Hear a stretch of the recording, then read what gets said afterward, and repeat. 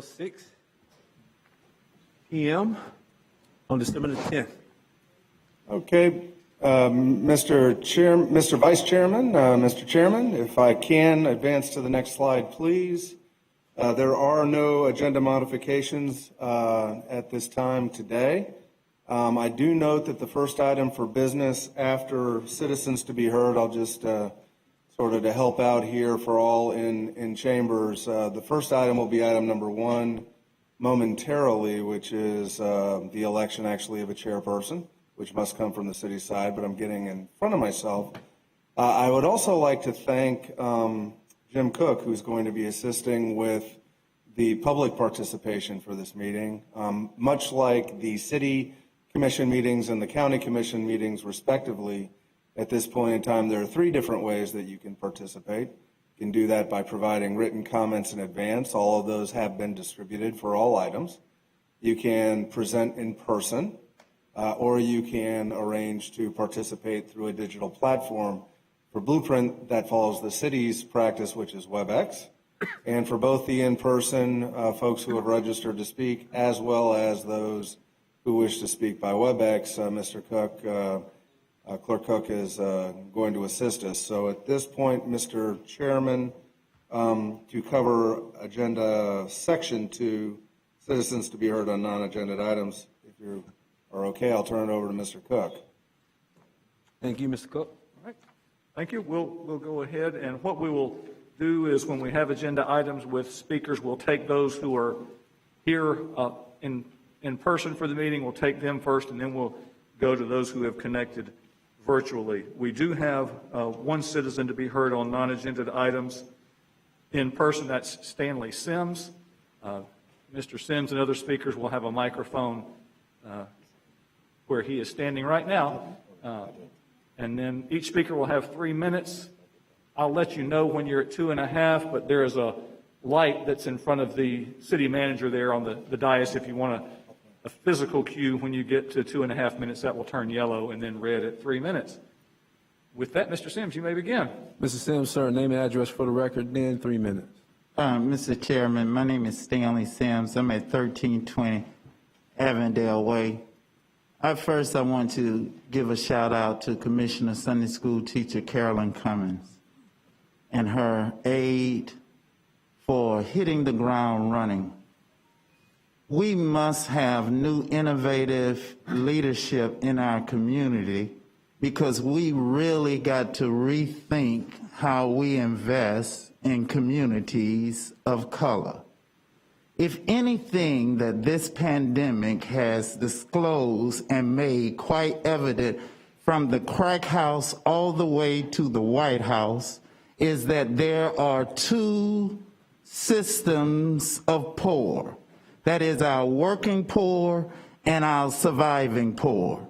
I also want to give a shout out to Mr. Vince Long and his staff for listening and making the necessary accommodations so that we can meet the urgency of now for the people of Leon County. I am scheduled to meet with Ms. Christina and to Ben Penegry. Yes, this is a strategic move to put them on blast to let you all know that I'm going to be sharing with them. Because I am not one who comes up with just issues of concerns, but I have solutions. Solutions that I have been putting forth, not just yesterday, but yesteryears. So I'm optimistic because hope, change is coming, Tallahassee. I want to thank you for your prayers. I want to thank these leaders who look beyond my faults, even though my presentation may be not so politically acceptable, but they heard the words of my concerns and they addressed them. Thank you. Thank you. Thank you. Thank you, Mr. Sims. All right, are there any other speakers? There are no other speakers in person. We do have about a half dozen who are connected virtually. The first of those will be Max Epstein, and then we'll hear from Jeff Blair, but Max Epstein will be first.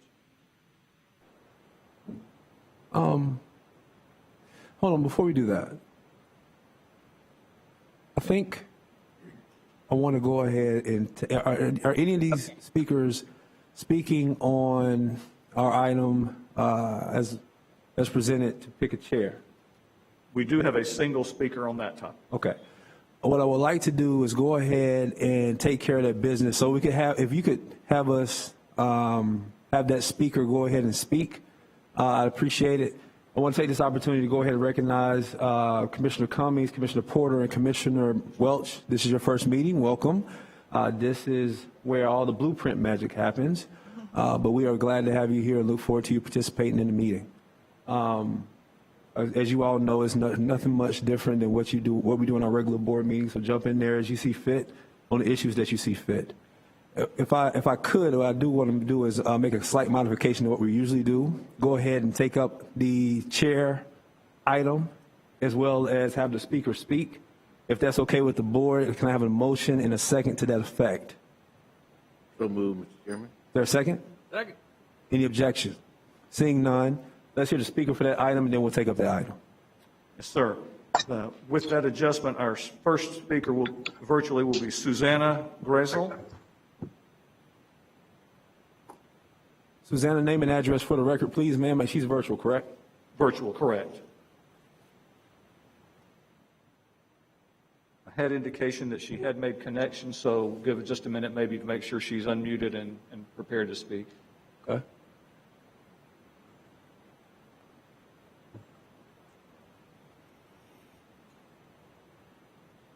Susanna Grezel?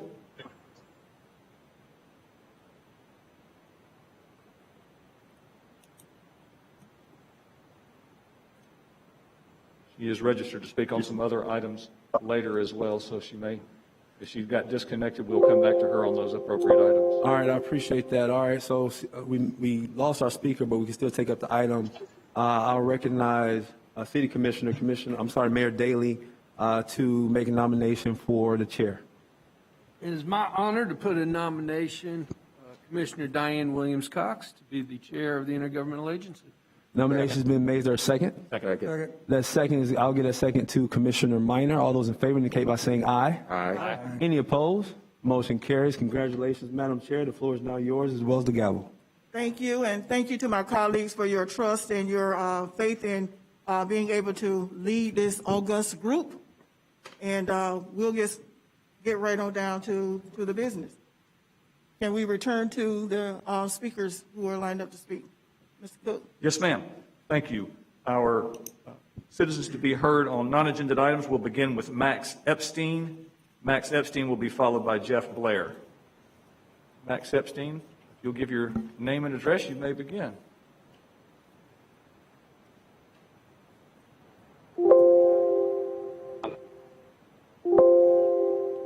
Hello, can you hear me? Hello? We can hear you. Yes, Max, we can hear you. Okay, thank you. This is Max Epstein, 1001 San Luis Road. I wanted to kind of follow in Stanley's footsteps and talk about equity. 12 of you have $1 billion to spend in the next 20 years, and most of it we're spending up front. A lot of this is Max, could you hold on just a moment?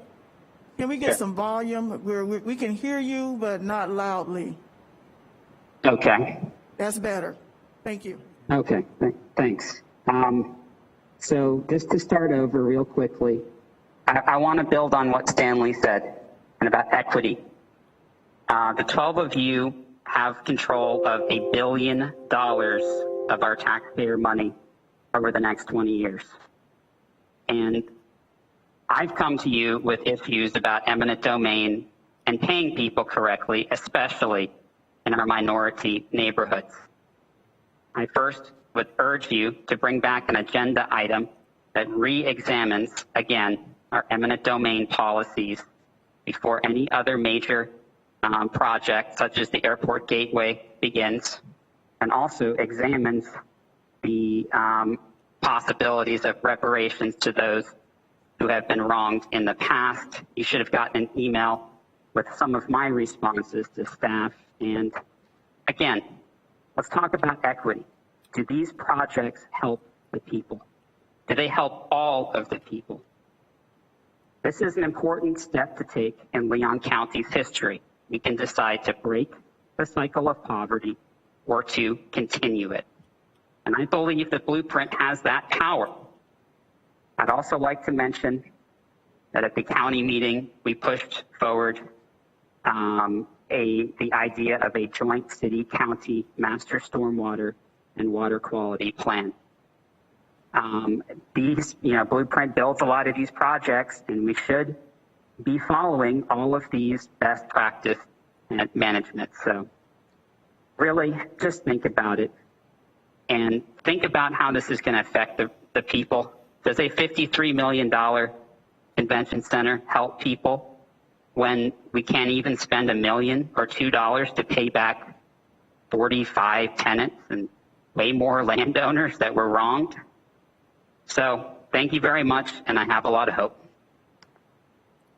Thank you, Mr. Epstein. Mr. Cook, is there another speaker? Next speaker will be Jeff Blair and then Susanna Grossel. Are you able to hear me? Yes. Thank you. Madam Chairperson, I'm going to defer speaking on this issue and wait till my time on the specific agenda item that I wish to speak on. Thank you. Okay, thank you. Mr. Cook? Susanna Grossel. See if that connection has been made. Then Eric Katz. Eric Katz would be next, and then Teresa Bender.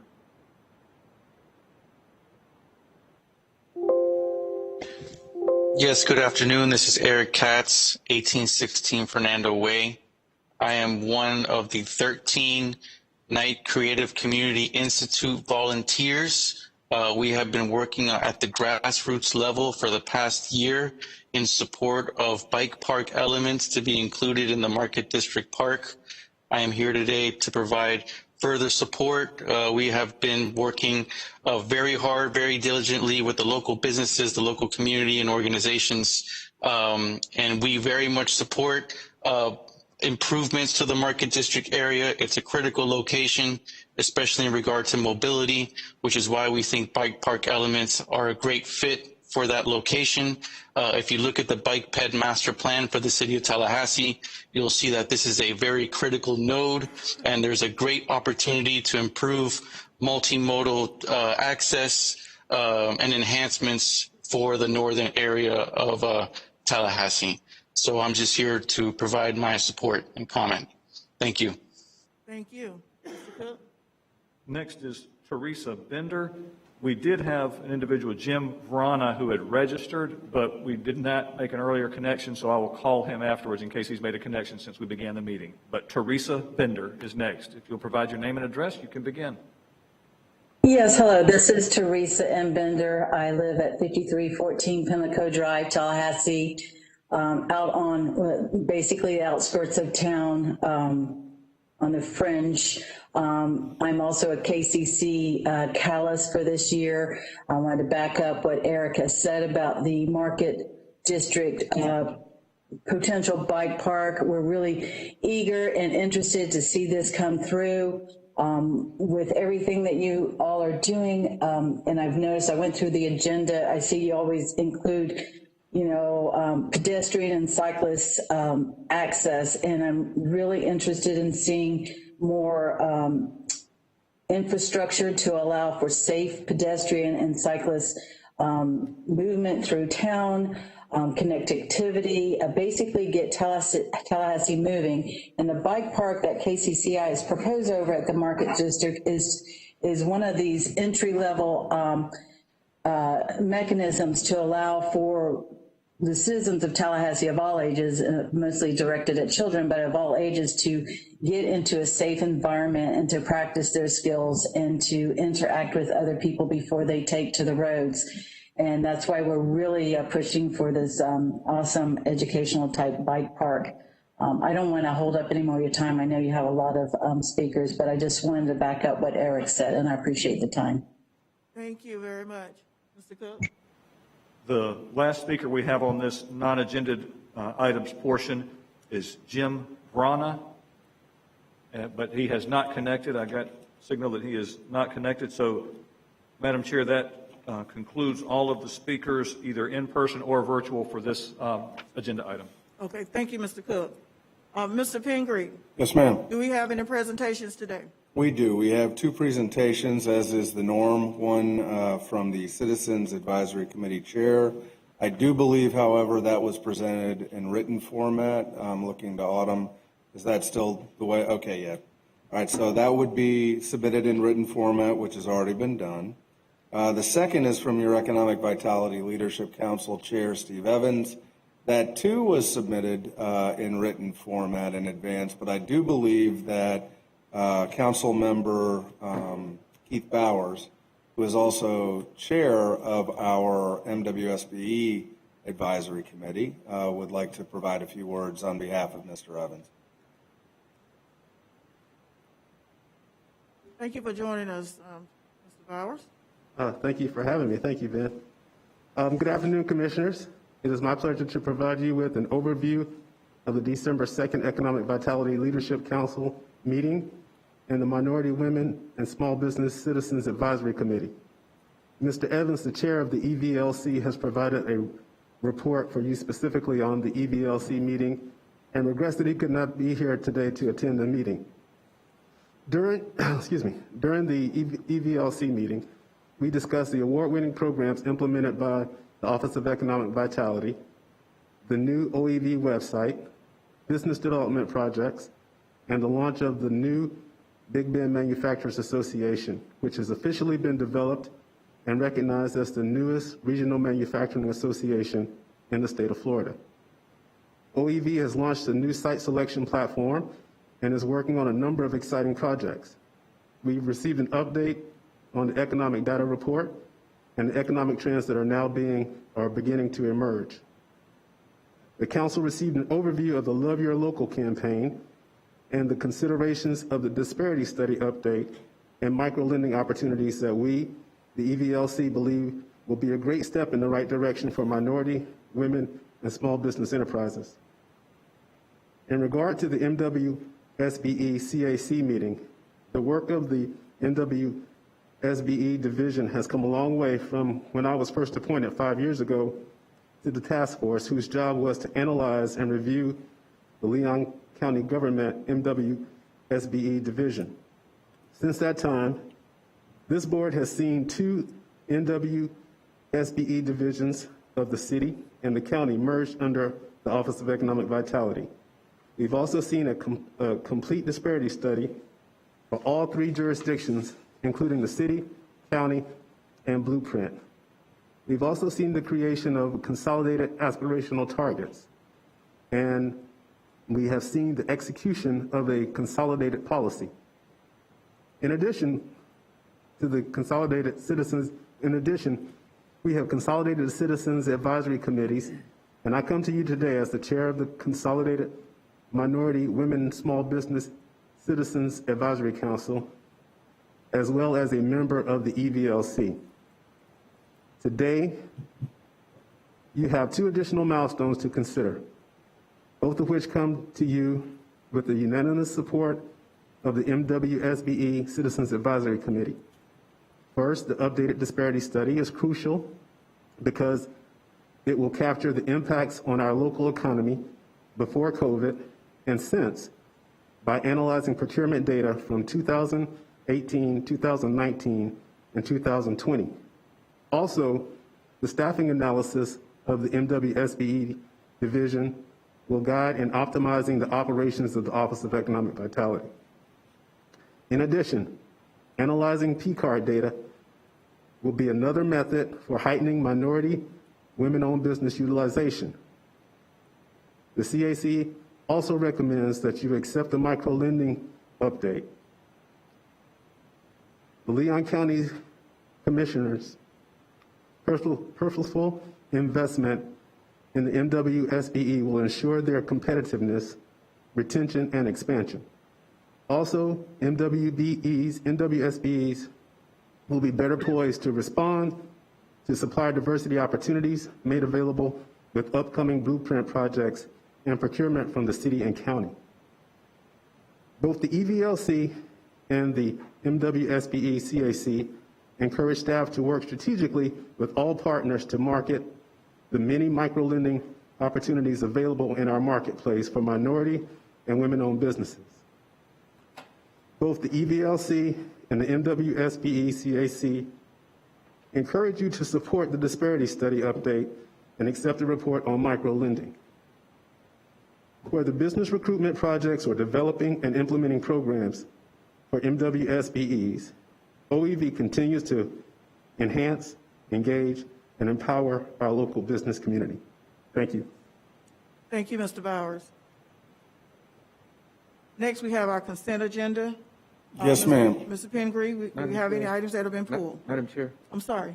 I read the report that was provided by the CAC, and I noticed where they had some issues that they raised concerning the disparity study.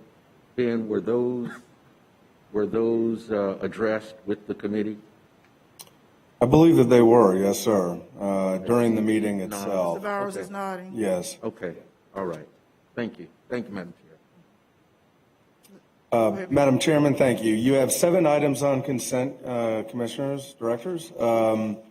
You see them before you. I would check in with the clerk if there. I do acknowledge, believe you received some written comments earlier today in regards to a handful of these, and I would just, before moving, check to see if there are any speakers. But beyond that, your consent agenda stands ready for your action.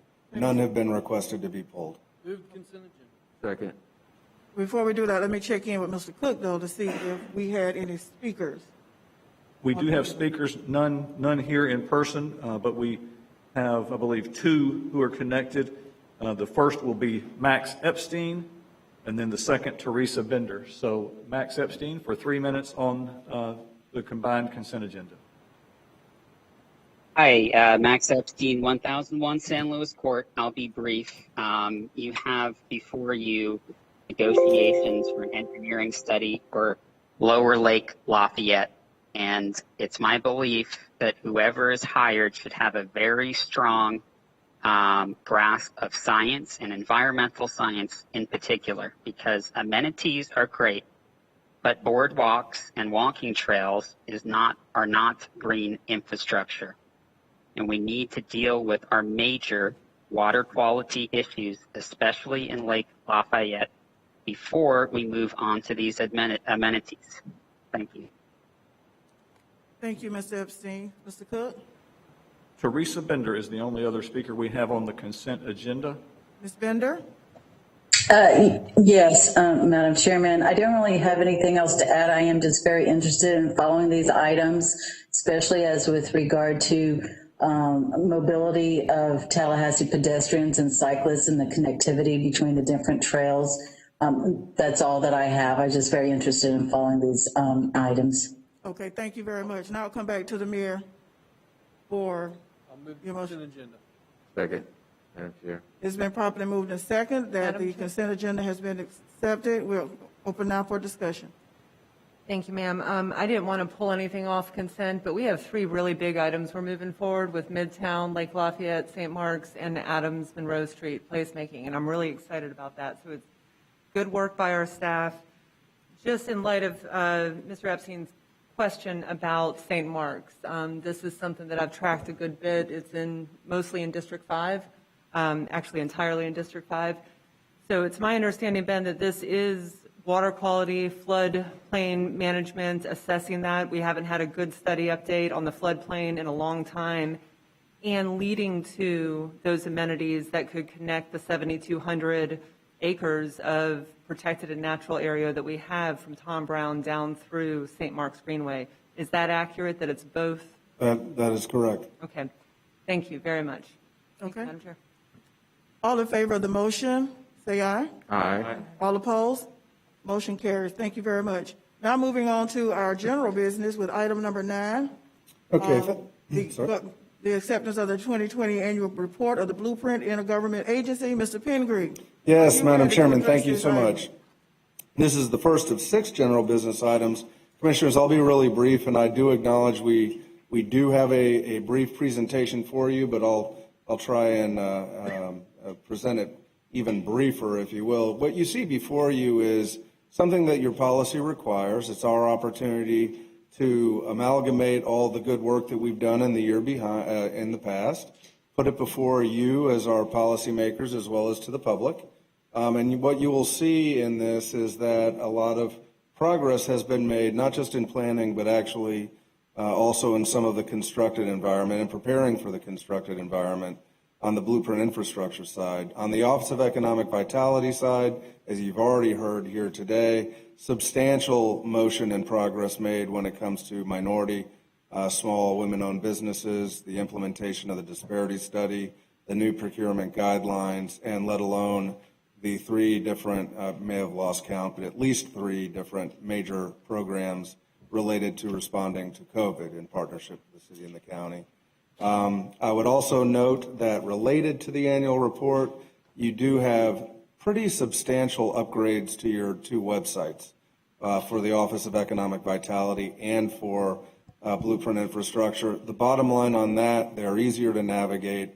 It's easier for the public to find out great detail about each of the projects as they move forward over time and how to get involved. We're happy to give you a presentation, but staff is recommending your acceptance as outlined in the item. Thank you, Mr. Pingree. Do we have any public speakers on this issue? No, ma'am. Okay. Hearing none, we entertain a motion now to accept Move the annual acceptance, report. Madam Chair. Okay, I didn't see or hear who that was. Okay. Okay. I made the motion. Okay. Commissioner Richardson made the motion and Commissioner Minor second. All in favor? Aye. Any opposed? Thank you very much. Our next item is item number 10.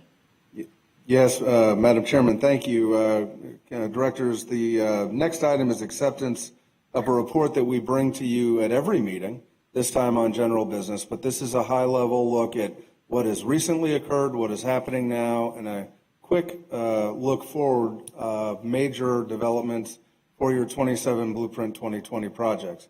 We do have a staff presentation for you that I think is brief but good. Included in that staff presentation is the ability to bring forward a consultant team who's been working on the Market District project, not for a full-on charrette or workshop, but just for a very brief touch-in with you, the elected body, right before they go out for their second round of public engagement, before they conclude their work, and then, of course, this will all come back to you. So I would like to turn this over to Autumn for a brief presentation if we can.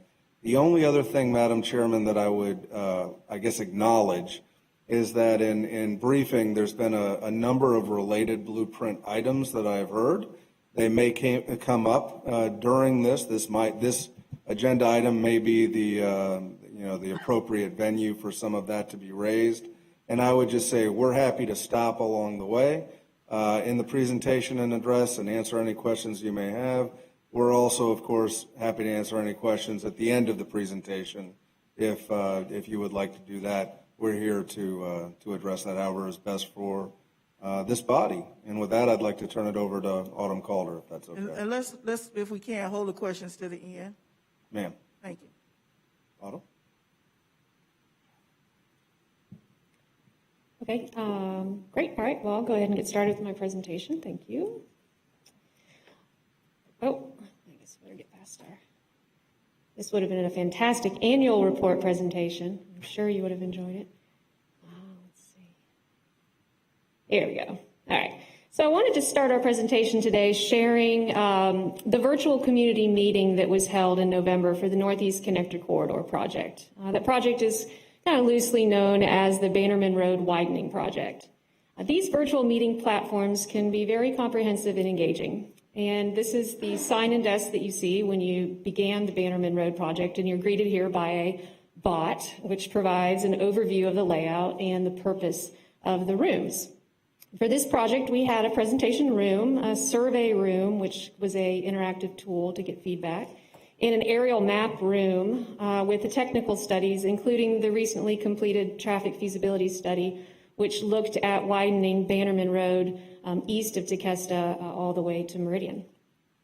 We had 240 unique visitors to the virtual community meeting. who spent an average of 7 minutes in the meeting. In summary, these are fairly high numbers for community engagement. We're finding that the virtual platforms do work well for sharing information in a way that safely provides the needed flexibility for our citizens. However, we do continue to use alternative methods because recognize that not all citizens have consistent access to computers in order to participate in the virtual meetings or the digital surveys. Transitioning here, wanted to give a quick update on the Fairgrounds project. As you all know, the IA board has authorized Blueprint to procure consultant services for the updated market study and relocation evaluation, and we do anticipate securing that contract before the end of this year. I'd also like to note that the funding for the study is included in our fiscal year 21 budget that was approved, and the full funding for the project is included in the 2024 bond issuance. But we do anticipate that that first phase market study and relocation evaluation will wrap up at the end of next year. The Airport Gateway project is a $71 million investment in the southwest quadrant of our community. This project includes enhancing or creating 7 miles of roadway and adding 12 miles of sidewalks, multi-use trails, or bike lanes. It also includes donated land from FSU for a new Providence neighborhood playground, as well as the right-of-way that's needed for the new road segment through FSU Southwest Campus. It opens up economic growth opportunities, particularly in Innovation Park, and it will improve stormwater conveyance and storage. We have been coordinating with the area neighborhoods and stakeholders, such as ongoing communication with the Providence neighborhood representatives. The first step in this project will be planning and feasibility studies for the entire project area, all segments, and it includes design and construction to be implemented in the following phases. These phases are designed in order to keep a continuous and open route from basically downtown to our airport. So the first phase will be Spring Hill Road, the new roadway through the FSU Southwest Campus, Stuckey Avenue, and improvements at the intersection of Orange Avenue and where that new roadway ties into Orange Avenue. The second phase to be designed and constructed is the North Lake Bradford phase. The third and final phase will be South Lake Bradford Road and the improvements at the intersection of Orange Avenue and South Lake Bradford. We're currently negotiating the scope for the planning and feasibility studies as well as the design for that first phase with the selected consultant, Half and Associates.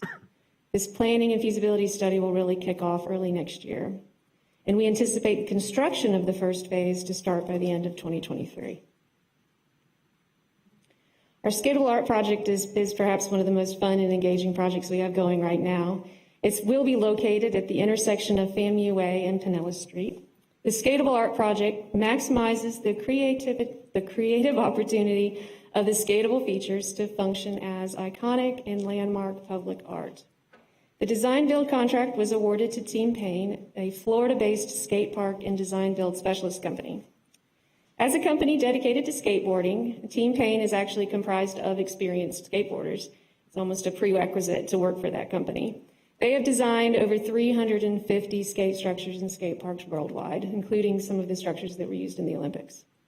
We had a really well-attended community meeting on November 18th, with over 120 people logging in to see what Blueprint may be able to do with this space. The preliminary concept includes a snake run, which pays homage to the FAMU Rattlers, and the snake run centerpiece is a larger-than-life rattlesnake. We've got Street Plaza course, including a skatable version of the famous curved marble ledge at the nearby Korean War Memorial. And there's many other skate elements that are planned, but the goal is to create an engaging course with a minimal amount of clutter. The next step is to refine the project concept through another round of public engagement in January, and then bring that final concept back to you in February.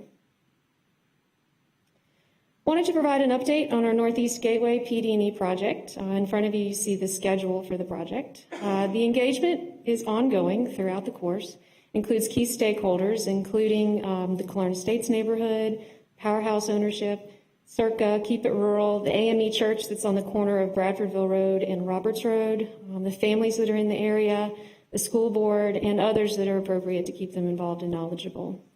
Our next round of public engagement is in January, and it includes pop-up events at some of the areas where a lot of people just kind of come and go, such as the Publix and the Target up there at Bradfordville Road and Bannerman, and also we're working with Bradley's Country Store to get a pop-up event out there.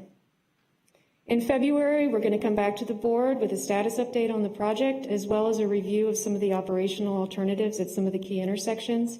And then we'll take that same information out to the public just immediately following the February meeting. In April, we'll bring back a draft PD&E to you for final direction, and then we'll proceed with the public hearing for the document, the PD&E document, in late April, early May. So we really have another 3 to 4 months of intensive public engagement planned before the PD&E project concludes. So, as I mentioned, Blueprint is out and about. Regardless of the COVID situation, we are still getting great feedback through our community engagement events, and we've got many more planned just in the near future.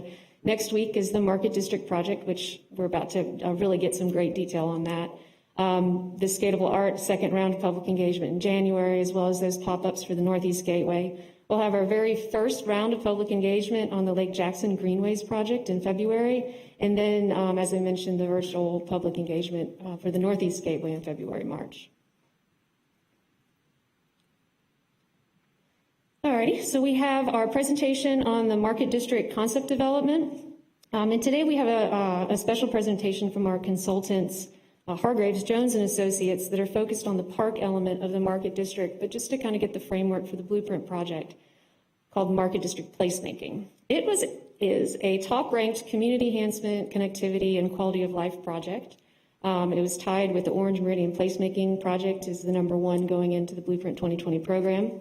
It includes the construction of the Central Park space, which we're really going to dive in today, but it also includes pedestrian and intersection improvements within the Market District itself, and the greenway connections that tie together the neighborhoods and the other special spaces like the Alfred McClay State Gardens. The estimated budget for the whole project is $11 million.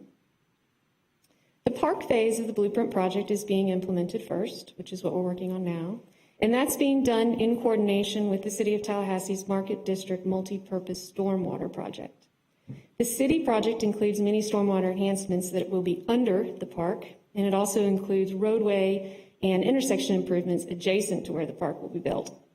EPB and Associates and their subconsultant Hargraves Jones are leading the effort on this first phase. We've completed 2 rounds of virtual public engagement on the park and have another one planned for next week. In her presentation today, Mary Margaret Jones from Hargraves Jones will share the public feedback we've collected and then show how that public feedback has taken us to the current status, which is really smack in the middle of developing the draft recommended concept for your review later this spring. Today's presentation to the board is an opportunity to share the materials that will be presented to the public next week, so kind of a first look there, and then also just to check in with you before we start that home stretch of concept development at the beginning of the year. So with that, I will turn it over to Mary Margaret Jones from Hargraves Jones and Associates, and just give us a moment. We're going to bring her up through WebEx. And she'll be sharing her screen.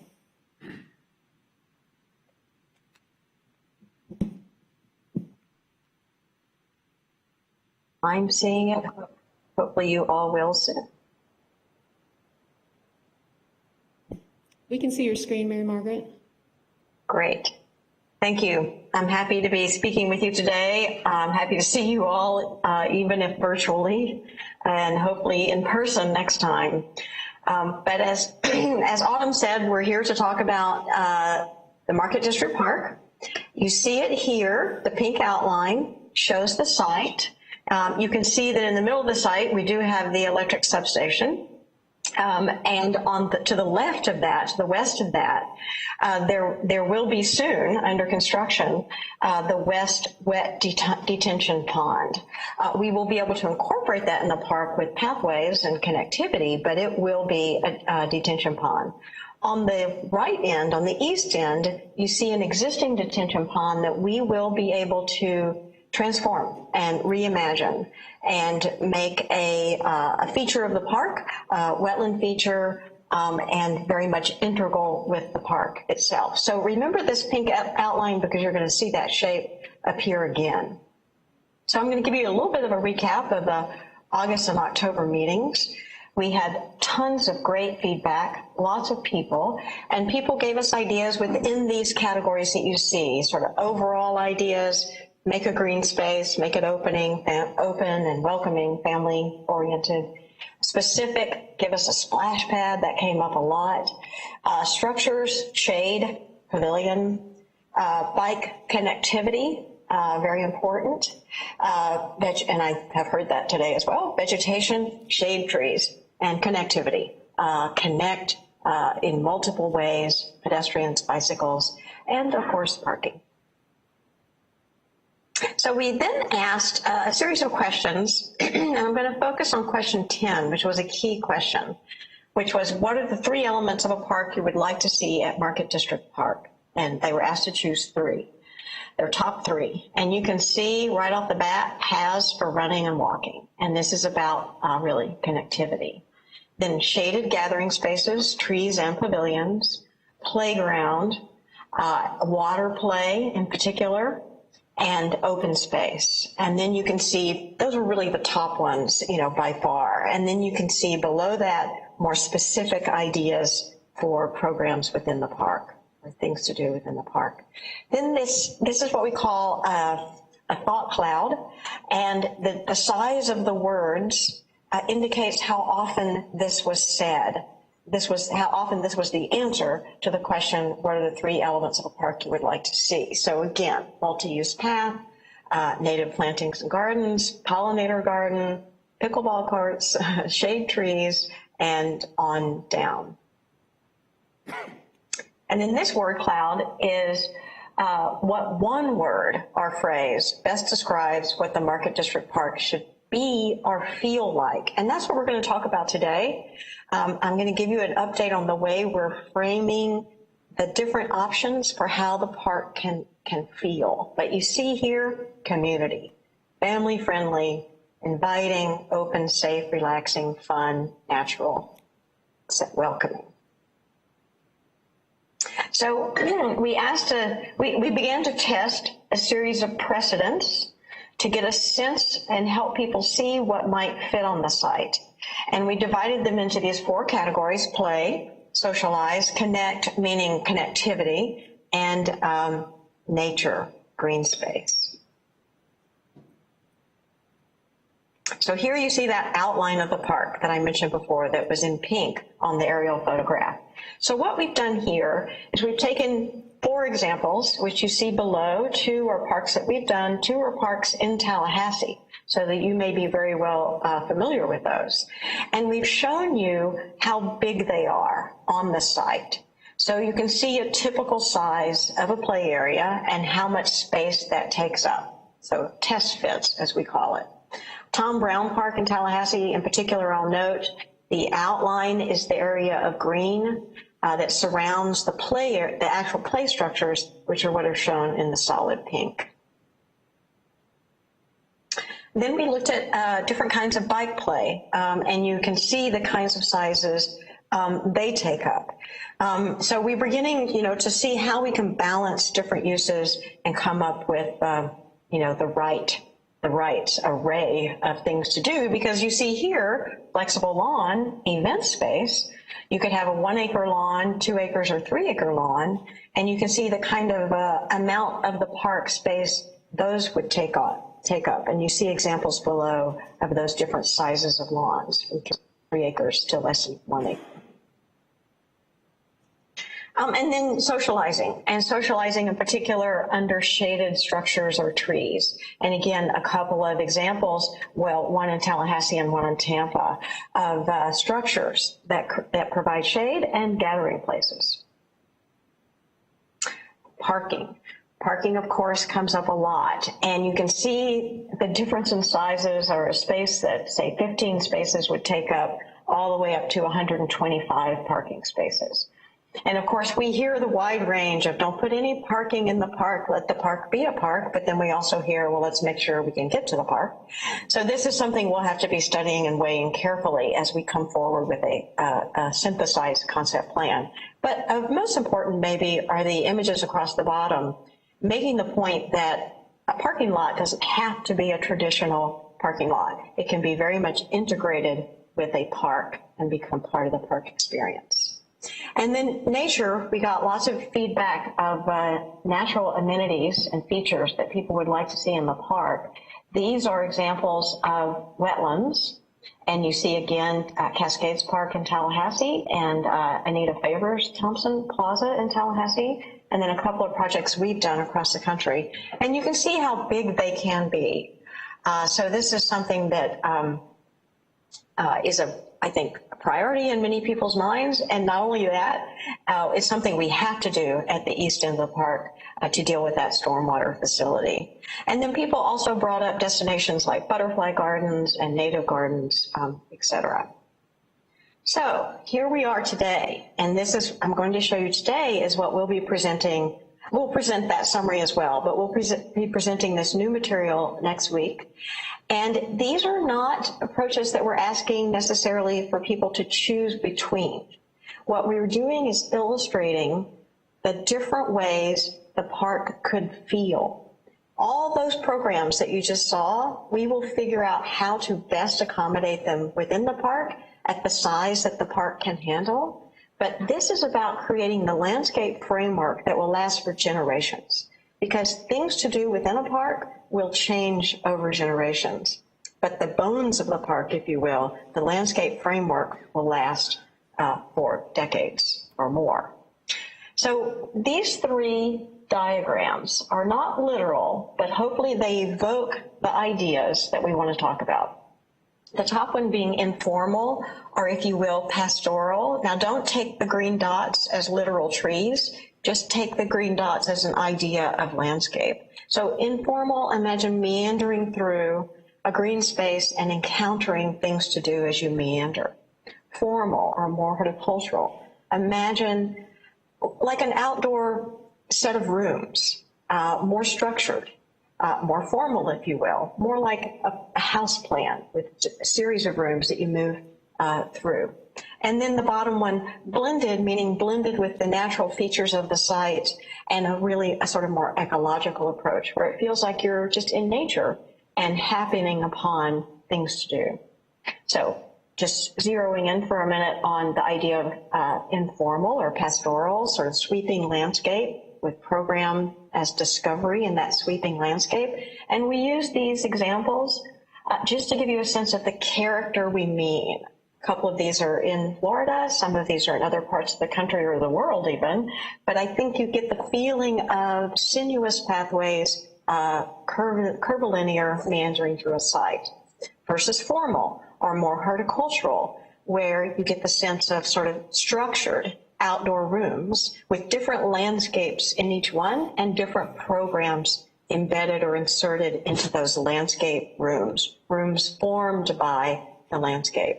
Or finally, blended or ecological, which is sort of a gradient across the site from the natural features to the more urban features, the more urban edges, if you will.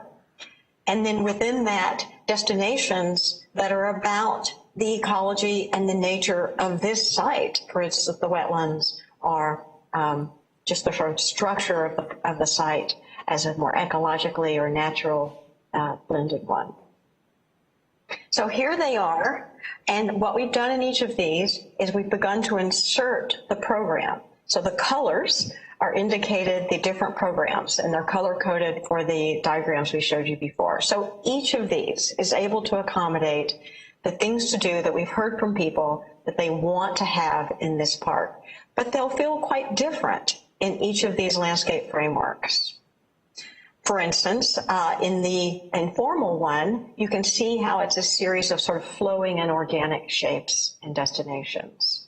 But again, all those things we heard, shared use path, exercise circuit, parking, of course, some parking, shade, lawn, nature play, woodland gardens, some bike play, connecting to a sense of the overall circuitry of the park. And again, incorporating the wetlands on the left side and the west side and the transformed wetland on the east side. Or in the more formal or horticultural approach, more of a patchwork on the site where you are more structured in these different spaces. But again, those various program elements are showing up in different ways and perhaps in different sizes than you saw.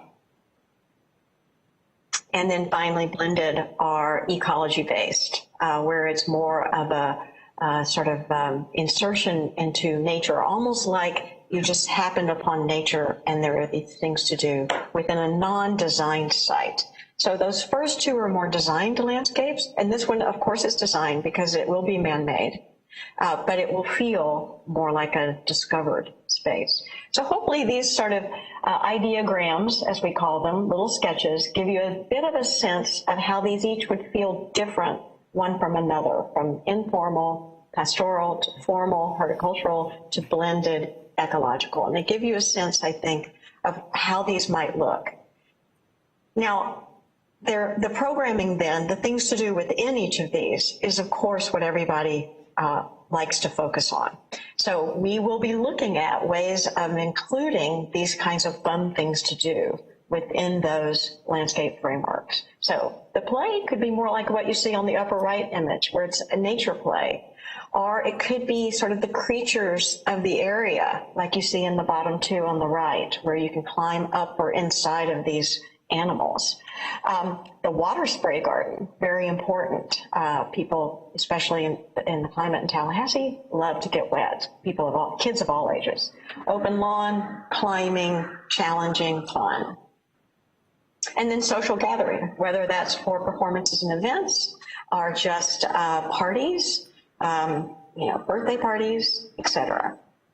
And then hanging out, whether you're on your bicycle just hanging out for the day or taking a stroll or watching your kids play or hanging out in the gardens. And then destinations that are nature-based, like butterfly gardens, pollinator gardens, and ways of creating places to be in those natural features as destinations within the park. So here they are, these three alternative characters. If anybody, if you have any thoughts on what you like or don't like, of course we'd like to hear from you, but you don't have to choose, because we know that after we go through the process we'll be going through next week, what we will come back with, what we hear is, some people like some things and some people like other things. So we are likely to be coming back to you with a blended or hybridization, synthesis of these three, balancing what makes most sense and what fits on the site, and giving the character that we hear people most want. So we will be back with a more developed concept based on upcoming public comment, and we'll be working December to March, and then we'll be back to you the 8th of April. So that's where we are, and of course, if there's any questions, I'd be happy to answer any questions. Madam Chairman, thank you very much. This concludes the staff presentation on this item. I do note that we are here to answer any questions.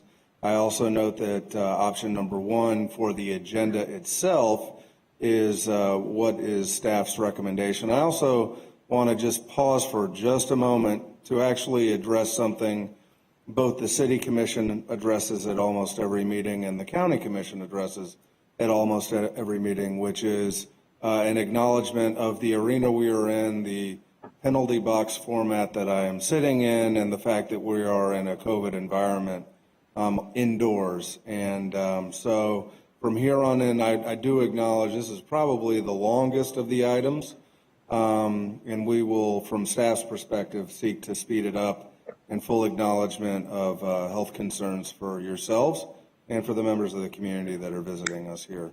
With that, Madam Chairman, we're here to answer any questions that you may have. Option 1 is the staff recommendation on this item. Okay, thank you, Mr. Pettigrew. First, before we get into discussion, are there any speakers on this item? Yes, ma'am, there are. There are no speakers present in chambers for this, but we do have a number of individuals, starting with Max Epstein, who are connected via WebEx. Max Epstein would then be followed by Jeff Blair. Okay, and then we will have our discussion following these community comments. Oh, hello, Commissioners. Ms. Thank Epstein, you again. you're recognized. Hello? Yes, go ahead. Okay, thank you. Well, I just wanted to... Give us some volume, please. Hello?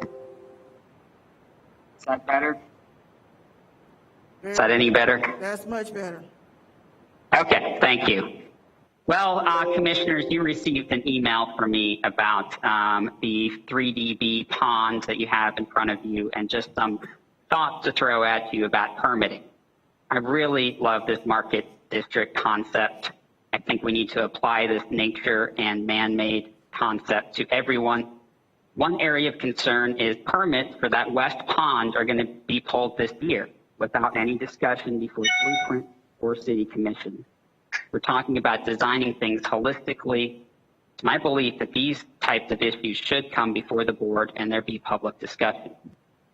I really wish this approach had been taken on FAMU Way's pond, because permits were applied for it 30 days ago, and in my conversations with Mr. Richardson, there was going to be a public comment period, some way to comment on it. But fortunately, that didn't happen. I only found out because the report was forwarded to me one day before permits were applied for. I have questions about it. Some things were added, like a littoral shelf, which is great. I can't tell from the plans if it goes all the way around the pond, but you all should be talking about this. And it's unfortunate that this project itself didn't get the design period that it deserved. And if you look at other projects, the city's already permitted a large stormwater pond where the Alberta Empire neighborhood is. And this goes back to, we need to be talking to each other. But the fact of the matter is that pond that you've already permitted for 3dB does not work, not being designed with the next in the series, number 4. And it could have been much better. It could have included all these beautiful things, including wetlands, a pond reduction size. It would have displaced less people, but somehow it became political. And there was an opportunity to make something beautiful like Lake Ella that saves some of those historic trees and has a place for the community to meet. So I know you're not going to stop this project. I wish you would, and design it together with the next one. But we need to be taking the same approach for all of our projects. And remember, there was $4.4 million left over in FAMU Way. It did get reprogrammed for these amenities. But what's more important, a large pond that isn't going to work very well, in my opinion, and become toxic, or paying people correctly, and coming up with a beautiful design. Thank you very much. Thank you, Mr. Epstein. Mr. Blair? So are you able to hear me? Yes. Very good. Thank you, Madam Chair. Good afternoon, Commissioners. I'm Jeff Blair, 1803 Old Fort Drive in Tallahassee. Keep It Rural joins with the Center of our Rural Community Association, CIRCA, in asking that the process and timelines on decisions for the Northeast Gateway project be expanded to provide effective public participation, especially for residents in the unincorporated areas who have not been engaged in these discussions. We are not opposed to the project. We just want to ensure that the transition from high-density USA development to the rural area is done in a thoughtful way that protects the character of our remaining rural areas and communities and does not lead to suburban sprawl and additional traffic congestion by potentially creating a suburban commuting quarter through a rural residential area. Keep It Rural has consistently demonstrated a commitment to working collaboratively with staff and other stakeholders to achieve consensus on balancing growth with environmental stewardship on issues of importance to our entire community. The comprehensive redrafting of the rural future land use district and the rural zoning district and the comp plan and land development code, the solar farm ordinance, the outdoor sport shooting range ordinance, and of course the Welaunee Arts Master Plan are examples of our successful collaborations working closely with city and county staff that have led to better policies for our community. Keep It Rural members and our associated collaborators, CIRCA, have been very actively involved in preserving the resources and characters of this region, who bring substantial expertise and experience in how to integrate development needs with rural residential conditions. We support CIRCA's proposed 3-step process, an initial 2 or 3 month period of outreach and conversation starting in January, staff reporting back to you what they have heard and learned from stakeholders, and then followed by a public hearing allowing residents to directly address you. A second period of outreach and conversation with greater specificity on how concerns can be addressed by land use and transportation policy revisions, and understanding the pros and cons of various intersection designs. And a third period of public hearings in which direction and timelines for the revision of land use and transportation policy and the adoption of an intersection are decided. We are asking you to direct staff to engage with Keep It Rural and Circa in creating a public engagement program that will accomplish this proposed process.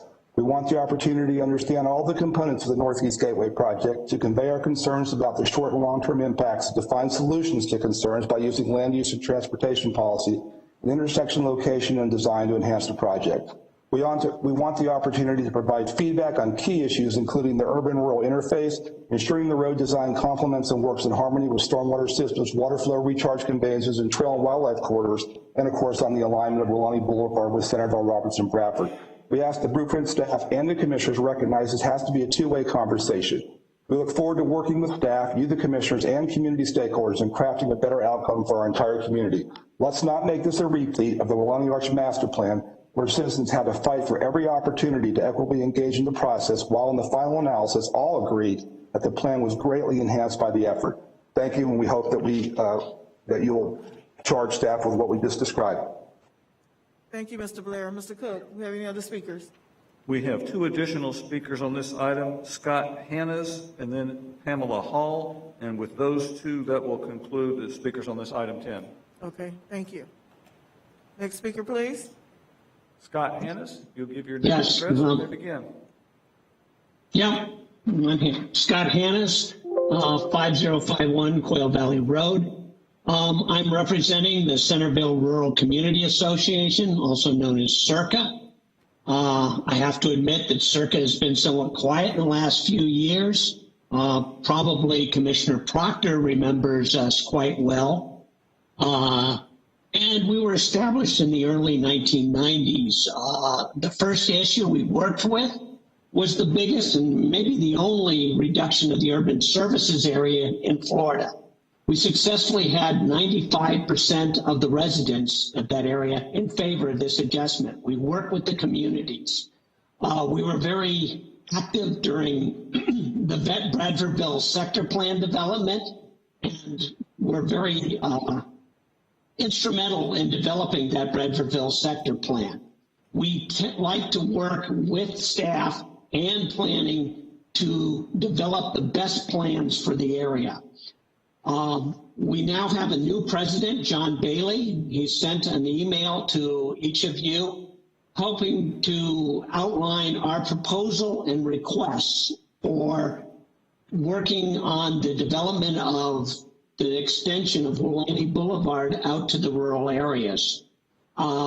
We represent a fairly large and fairly diverse group of residents in the Northeast and the rural areas of Leon County. A lot of our members are in the urban fringe land use, which is a misnomer and should really be called rural residential. It is not an area that is primarily or expected to become urban in the future. It is a rural residential area.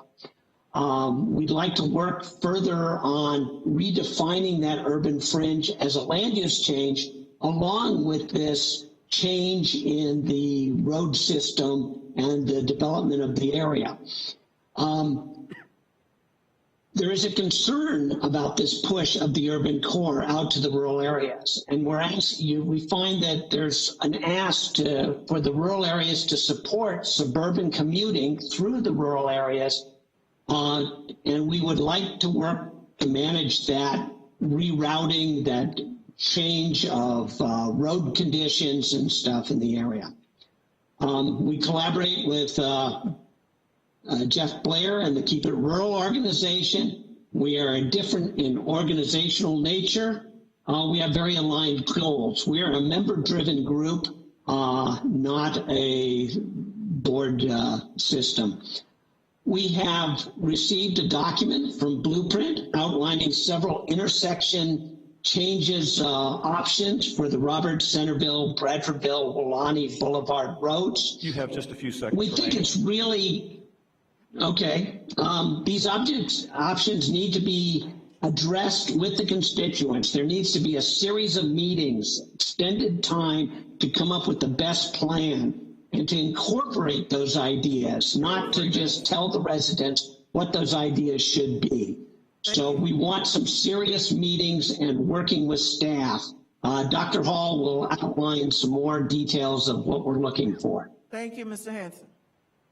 Next speaker, Madam Chair, is Pamela Hall, and then we will hear from Susanna Grossel. That connection was reestablished, so we do have two additional. Pamela Hall is next. Okay, Ms. Hall? Hi there, can you hear me? Yes.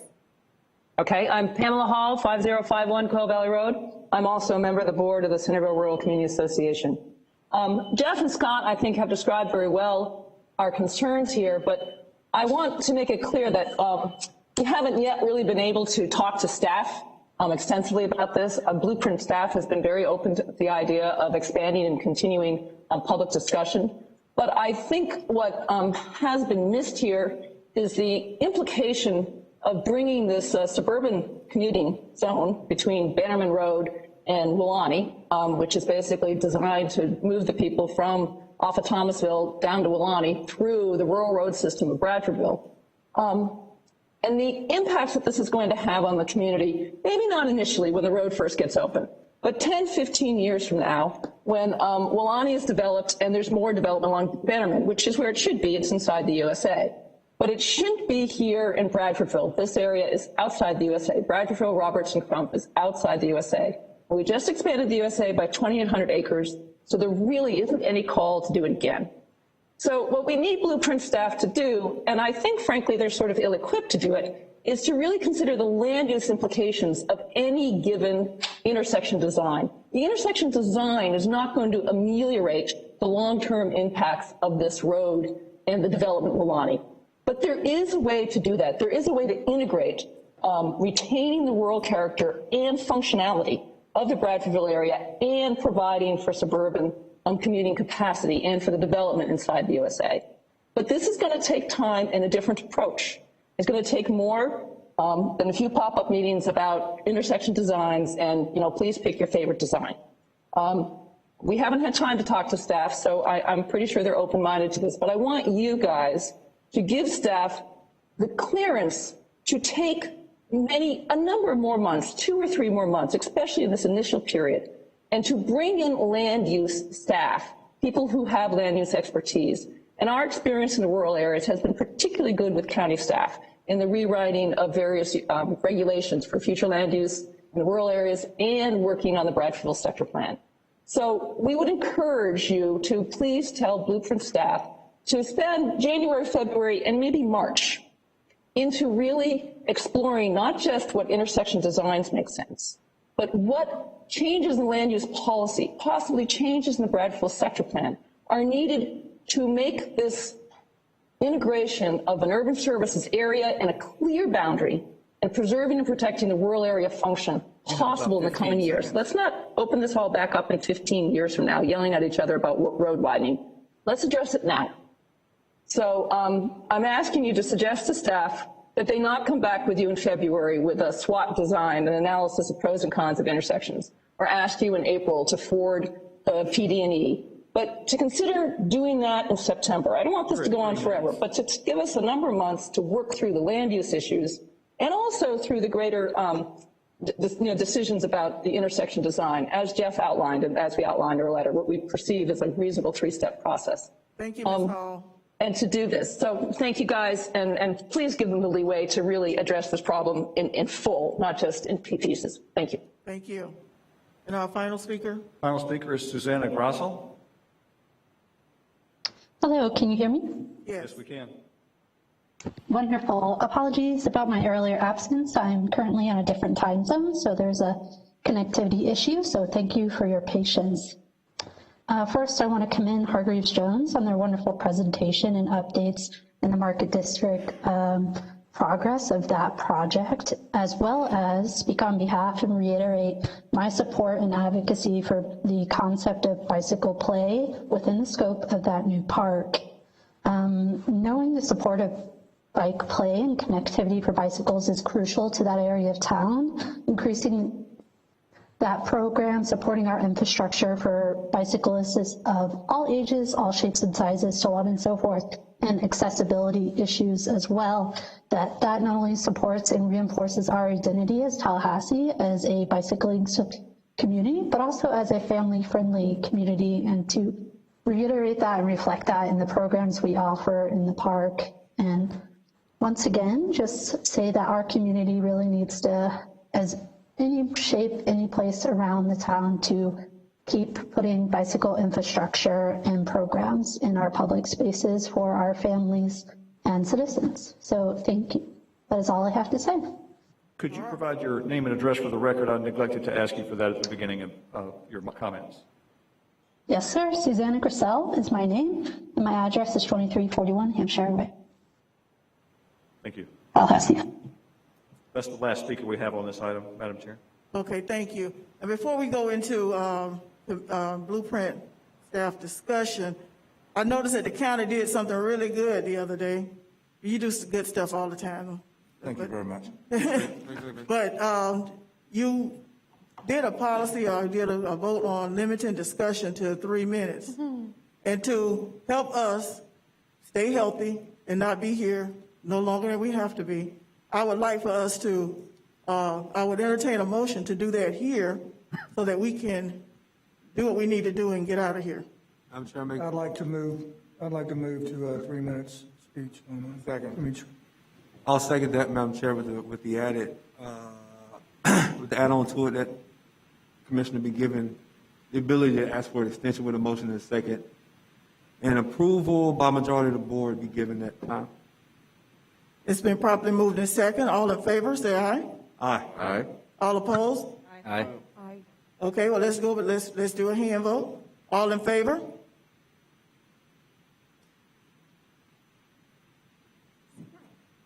I see 7. Are you all counting behind me? I see 7. Ian, how many do you see? I'm not, yes, I see 7. Okay, all opposed? Okay. Were you in the affirmative, Madam Chairman, or? I'm sorry? Were you in the affirmative on that motion? I am. Okay, then it's Absolutely, I called for it, so yes, I am. All right. Okay, so the motion carries. Yes. So we would ask that you would please honor that. And I saw Commissioner Minor's hand first, and then I saw Commissioner Dozier's hand. Thank you, Madam Chair. And then in the queue, Commissioner Welch and Commissioner Proctor. Thank you, Madam Chair. I'll be very quick because I've got some things I need to cover. Regarding the convention center, I imagine this is going to come up in our discussion with some of the members of the board here. During my briefing, I had asked Ben to take a look at some of the information that was presented to us. Michael Yost had some statements about the return on convention centers in other cities. I've asked Ben to go ahead and take a look at those, have staff consultants respond to each of those assertions in that document provided by Michael Yost in September, and then come back to us and present those responses to us when we have a point to deliberate on the convention center. So I don't know if that's a motion that we require. I'd like to move that we go ahead and do that. Any second, I'm sorry, Madam Chair, I'd like to make that motion to have Michael Yost's points about the value of convention centers, the return on those, be responded to by Blueprint staff and come back to us. Second. Okay, it's been properly moved and second by Commissioner Matlow. Did you? Yeah, if I could comment on that, I received the same. I'm sorry, it is my time to speak. Go ahead. Yep, thank you, sir. Okay, so thank you. Next thing. I'm sorry, Madam Chair, just forgive me for interrupting Mr. Chairman Minor. Would it be possible for us to take these issues individually? It's going to be very difficult to mix up questions on Market Street with Convention Center or something like that, and we're going to force Commissioner Minor to rush through his questions here. Could we take the Convention Center, since there's a motion on the table and discussion about that, dispense with it and then move on? It might be more quick. We're not rushing it. We're just asking him to be efficient with his time. I'm trying to get it within 3 minutes, though. Okay. So. Next thing. Question for Ben. What time pressures would we have if we were to extend the Northeast Gateway process by 2 or 3 months? We had, for Welaunee, we transmitted the master plan, then thanks to Commissioner Lindley and the support of this board, had a series of 13 charrettes that I think everyone would agree on all sides that it made Welaunee's master plan better. We need to put the horse before the cart. And so I want to do that here. And so my question to Ben is, what time pressures would we see if we were to push this out 2 to 3 months, as requested by Circa and Dr. Hall? Okay, well, thank you, Madam Chairman, the ability to respond. I always like it when we're already having some of the the activities that are being requested for by community partners are already being done by our process. And as I think we shared, that is actually what's occurring here in large part. What do I mean by that? We are about to engage now in 3 months. The letter that was submitted, and I think was reiterated in the comments here by the public, was a request for an extensive public engagement that extended for a period of 3 months. We already have that incorporated into our project detail and Gantt chart, if you will. So, and I'm looking at a copy of it from my notes, but January, February, and March, just so the board is aware, you can extend it further, but we are planning on doing that. Within that, we are planning on meeting and working with Keep It Rural. We are planning on meeting and working with Circa. We are planning on meeting and working with Killearn and all other stakeholders out there. So I do just want you to be aware of that. There was if I may, on my time, not on the good commissioner's time, there was a second component in the letter that was received, and it had to do with planning, and I think Dr. Hall brought this up as well. When you get into land use and transportation planning, is there capacity within Blueprint staff to work on it? I would say absolutely yes. Blueprint does have a planning division. Megan Doherty is our planning manager. But because we're all within the Place family, make no mistake, your planning department team, Cherie, Artie, et cetera, will be involved in that as well. Now, planning department, you may recall, planning department is going to be bringing you an update at your next joint workshop, I want to say in late February or early March on the 2021 comp plan amendment cycle. Included in that is something we've been talking about for 5 years, which is updating the land use element and the transportation element of the comp plan. You may remember last year, both commissions actually paused that and said, you know what, we want to move forward with a whole comprehensive plan analysis and potential rewrite. And that's what the agenda item is going to cover. I will tell you that that is not a 6-month process, as was alluded to by some of the people who submitted comments. That's more like an 18 to 24-month process. But it absolutely does, I believe, what your speakers here in the meeting talked about, which is how do you handle between urban fringe to residential, rural, effectively the areas, including those outside of where this Blueprint project stops. So that is also, the short version on that is that's also coming back to both bodies, not to the IA, but it will be coming back to you at your joint city-county comp plan meeting. So both, in short, both are being worked on already, and your Blueprint staff as well as your planning staff looks forward to meeting with these stakeholders, and we're actually underway in doing that, communicating with both Circa and Keep It Rural this week. Thank you. But Ben, the current schedule right now calls for the Northeast Gateway to come back to us in April. Is that correct? I think that is the target, assuming that we get through, given COVID. I acknowledge sometimes that has paused it. We do have an aggressive timeline for this project, but our goal is to have that meaningful public engagement, not just charrettes, not just Zoom and whatnot, but face-to-face meetings with these stakeholder groups. The end result of the Welaunee master plan, I think, was pretty good. But the process for us to get there was, in the eyes of the public, mass actors, excuse me. That actually took the goodwill that we lost from the public because of that process. I think was something we could have avoided. I want to avoid that on this issue. If it means that we push from approval to April to coming back to us in August to satisfy requests from multiple citizens that have been very involved in helping us come up with good plans for the future of this community, if there's not a big reason why you can give me why we need to rush this now, a justifiable reason, I'm all for pushing this to August and making sure, just giving your staff enough time to make sure we get enough good quality input from the public. So what I'd like to do is propose a motion to shift this schedule out to August. If Ben, if you can't come up with a really good reason why we need to rush this or have approval come to us in April, I would like to have a motion to push this to August for approval. Commissioner Meyer, you're doing two motions and we're not acting on them. When you make a motion, we need to act on it or it lays on the table. So you made a motion in the beginning and you're making another motion, we haven't acted on the previous motion. So And let me just say, if anybody, you know you're going to be making a motion, if you want to do it at the end of your time, then do that. Oh, Because yeah, you're right, ma'am. I'm sorry. We did not vote on the initial motion. I Exactly. apologize for that. Exactly. Yes, you're right. You got a second, but then before we could vote, you moved on. No, you're right. You're right. Okay. You're right. So please restate your first motion. My original motion was to ask Blueprint staff to take a look at the comments with sources provided by Michael Yost in September 2020, to respond to those, and then present those back to us. As I recall, Commissioner Matlow seconded it. Okay. All right. Now that we have this, we have a motion before us to deal with. Is there any further discussion on this motion?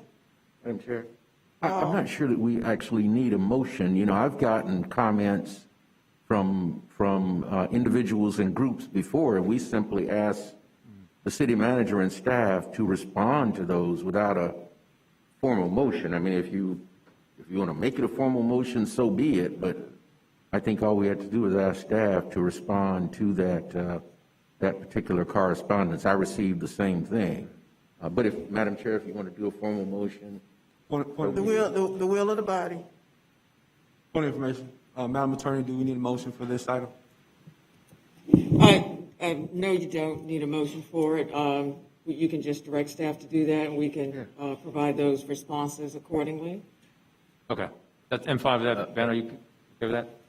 Okay. Yeah, I'm okay with it. I have to say, and I've said this before, I do think when I've already have standing policy direction from this body, when you want to add something, even if it's something is really not difficult as what's being suggested in this motion, I do personally believe that that is better to go ahead and have that voted upon so that the direction is clear.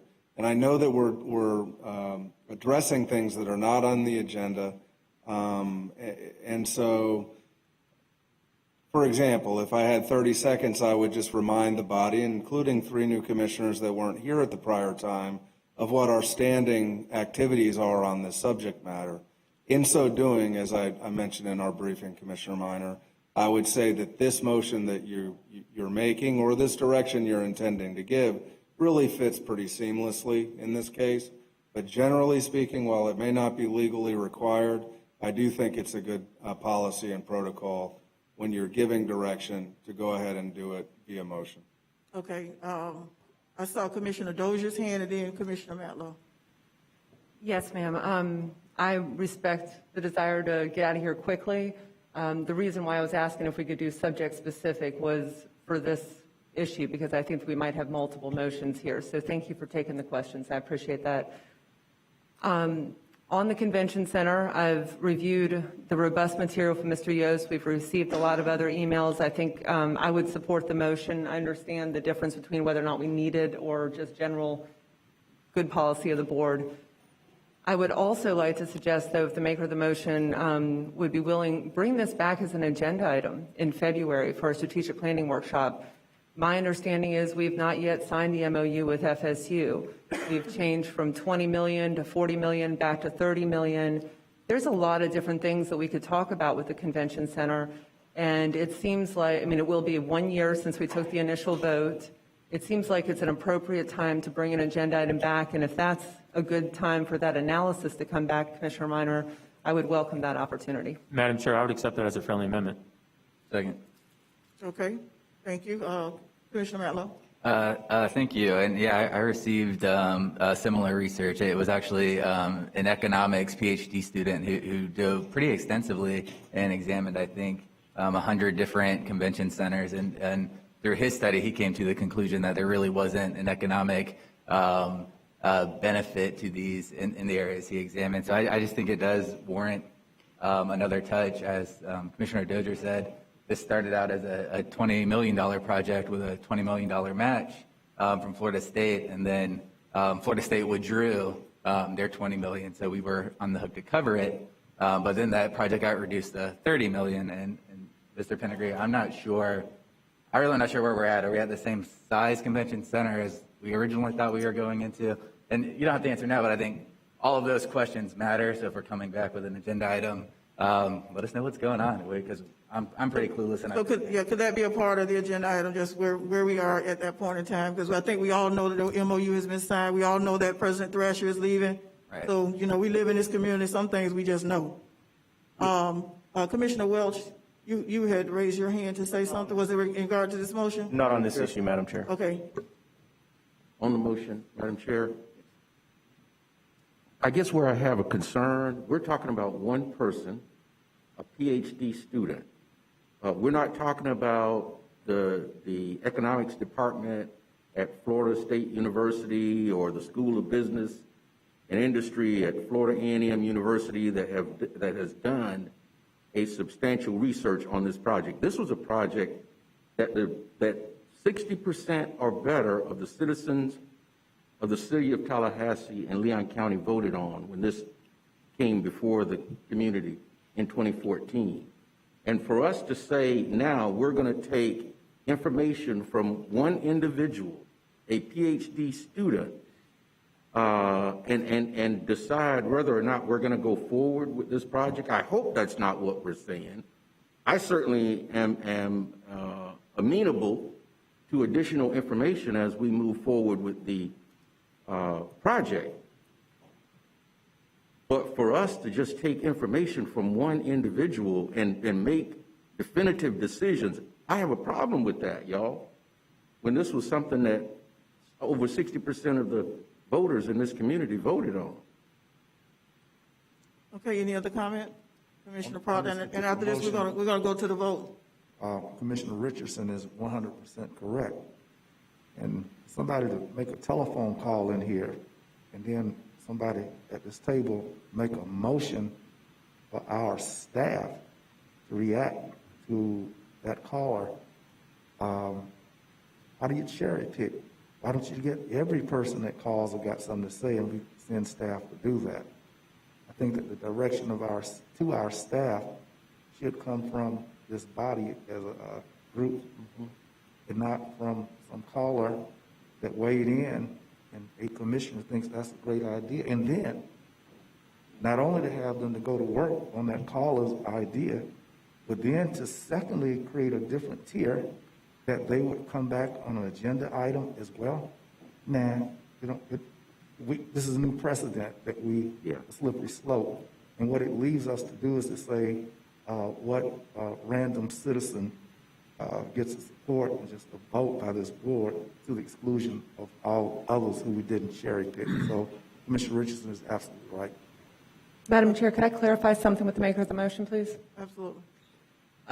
Commissioner Minor, Mr. Yost has robust information in his study. I didn't hear you say we would use that to make it final, only that to make a final decision.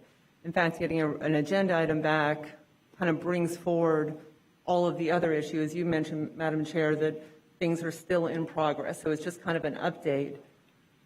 I don't see that as different than Keep It Rule or others who may delve into and study some kind of issue in depth and bring that forward into the agenda. Was that your intent? Madam Chair? Absolutely. Thank you, Commissioner Dozier. Well, you know, I think we need to treat every citizen that calls into us and speaks to us with respect, and everybody's worthy of being listened to. With regard to the content of this document, this is not written by Mr. Yost. These are sourced items, bullet points with explanatory sentences after each, and then the source, the link going back to where this research was done. So it's not from Mr. Yost. He didn't write this. He's providing us studies and other assessments of how convention centers have been developed in other cities with mixed results, even for mid-sized cities like our own. So it's not coming from him directly. It's coming from sourced information. That counters, in many respects, what we provided in our previous agenda materials. Now, I'm not here to pit one side over another, but since I'm not an expert in judging whether or not a convention center is the right thing for Tallahassee, what I want to do is take these sourced data points, these assertions, ask staff to refute these. In some cases, they might say, these are absolutely right. In other cases, they might say, well, they're off base on this. That, as someone that is responsible for making an informed vote at this body, that helps me make a decision on the type of information we have and evaluating the information that we're given, so that together we can all make an informed decision. Thank you. Are we ready for the vote? Well, Madam Chair, Mr. Stanley Sims is here. He has presented information to us. We ignore him. Dr. Hollifield comes up and makes assertions, wrong. We never asked staff to do anything. I just think that some citizens get ignored, and we're suggesting that among the citizens we hear from, that we're just directing this particular guy. I just see a slippery slope, and do we really want to do that? Okay, Mr. Pingree? Yes, Madam Chair, just to make sure, since these are weighted votes and we want to capture them accurately, Right. When the time comes for these votes, if you could call for a roll call, we'll do it that way. It'll go quicker and it'll certainly be very accurate. Thank you for the reminder.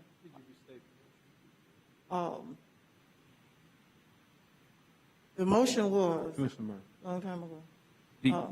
Restate the motion because you accepted the amendment. Thank you, Madam Chair. So the revised motion is to bring back an agenda item in February, I think the timeframe you gave, with an update on the convention center, as well as responding to Mr. Yost's sourced citation of statements. Okay. Madam Chair, just a question. So what would be the purpose of us, what would be the purpose of us taking up this as an agenda item? To vote against the Civic Center that over 60% of the citizens of this community voted for? What would be the purpose of us? Before you answer that, because that's going to end up in another back and forth diatribe, let me just say this. If you're not in favor of the motion, vote it down. If you are in favor of the motion, vote for it. Because we're getting hung up and we need to move the agenda. So, if we Madam can. Chair, I'd like an answer to my question. I think that's an important question to have an answer to. Quick answer. Thank you, Madam Chair. I see it as an obligation for us on the board here to evaluate where blueprint dollars are spent. Okay, thank you. Thank you. All right. Okay. We're going to do a roll call vote. County first. All in favor of the motion? Roll call. Roll call. Madam, Ms. Ivy will read the names. Okay. Commissioner Maddox, Against. Commissioner Cummings, Did she say Cummings? Yes. no. Commissioner Dozier, Yes. Commissioner Minor, Yes. Commissioner Jackson, No. Commissioner Proctor, No. Commissioner Welsh, Yes. Mayor Daley, No. Commissioner Porter, Yes. Commissioner Matlow, Yes. Commissioner Richardson, No. Commissioner Williams-Cox. No.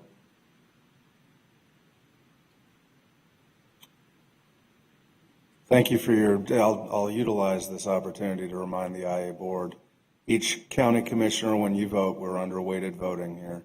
Your county commissioner vote counts for 5 votes. Each city commissioner, your vote counts for 7 votes. So there is some arithmetic that's required after all the check marks are noted. I hope that's enough time filled to get to the answer. Madam Chair, may I ask a question while they're tallying the votes on this one? Yes, ma'am. Motion fails. Fails. Okay. Well, this may be more of a statement now that we're done tallying, but yes, we have approved this in the sales tax referendum, but every project we take up, we have to make sure we do it in a way that we can support, that it's sustainable, and it works for our community. In talking through this issue with Mr. Pingree and others in briefing, and understanding, as you said, that there's a new president coming in and the MOU has not been signed yet, and the amount of contribution has decreased by $10 million, it does seem like we need to look at the size and scope that we approved last February, because that in itself may have changed. So I understand the debate that just happened about Mr. Yost's information and all of that. My thinking of having an agenda item for our strategic planning meeting in February was simply to give us an opportunity to reflect on the decreased amount. I don't want to make a motion and extend this debate that we just had, but I do think that's slightly different than the conversation we were having about Mr. Yost's information. And I'm wondering, Ben, if you believe there is going to need to be another discussion about the size and scope and what those commitments are because we started at 40 million and now we're at 30 million. Before you answer, Ben, at the strategic planning meeting, did your staff plan to bring an update on that project to the strategic planning meeting? Yes. Okay. In a discussion. We're going to end this discussion and go move on to the next person. Thank you, Madam Chair. Just 60 seconds, I'll be quick. Over the next 40 years, we're going to be reviewing $941 million coming into Blueprint. Yet we have no registration process for lobbyists. The public doesn't know when lobbyists come to meet with us about projects that are worth millions of dollars. What I'd like to do is offer a motion for Blueprint staff to come back to us at some time with an agenda item where we outline a registration process for lobbyists so that the public can see when someone who is paid to advocate for a position comes and speaks to a Blueprint director. So Commissioner Meyer, I'm confused. I thought we were working on this agenda item. That's correct, but there's no items for discussion by directors, and this item is the most. This point I'm making, this motion, is the most germane on this item than any other. And we've asked us to do a 3-minute, and we haven't moved beyond you yet. So I would ask that you would please give someone else an opportunity to go through their laundry list of what they'd like to discuss, and then we'll come back. Madam Chair, I seconded the motion. Okay. We have a standing motion in a second. I didn't acknowledge that because I was trying to get clarification on, are we dealing with this agenda item? Are we dealing with a list of other concerns? Yeah, this motion is not germane to this item at all. That's my point. Procedural, it is not substantive, it's out of place. That's my point. I'm trying to get us through this agenda item. If y'all would just work with me, let's do that. Yes, Madam I know Chair. I'm new at this, but this ain't my first rodeo. It is here, but we've got to move the agenda.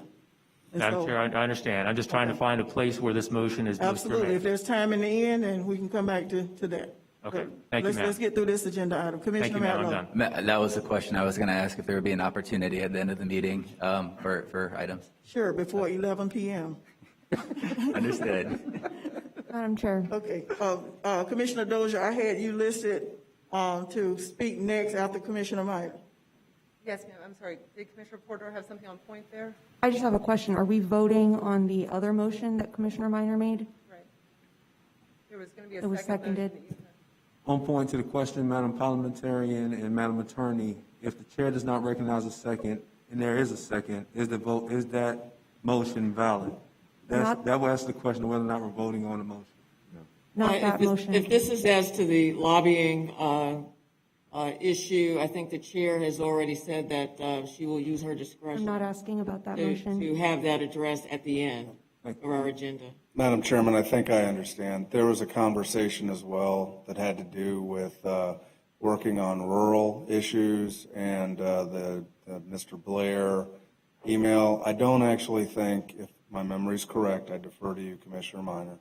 I don't actually think a motion was ever made because the chair reminded the potential maker of the motion that there was a motion already on the table at that time. Right. So I don't think a second motion ever was made. It was just discussed. Okay. Commissioner Dozier, did you have something to say regarding this agenda item or Yes, whatever ma'am. you wanted to say? Yes, ma'am. We have a robust agenda item here with a lot of infrastructure projects, so I will Okay, let's try to keep it quick. within 3 minutes, please. Um, And Mr. Cook? Yes, ma'am. I know it's been discussed with you how we're going to track the time.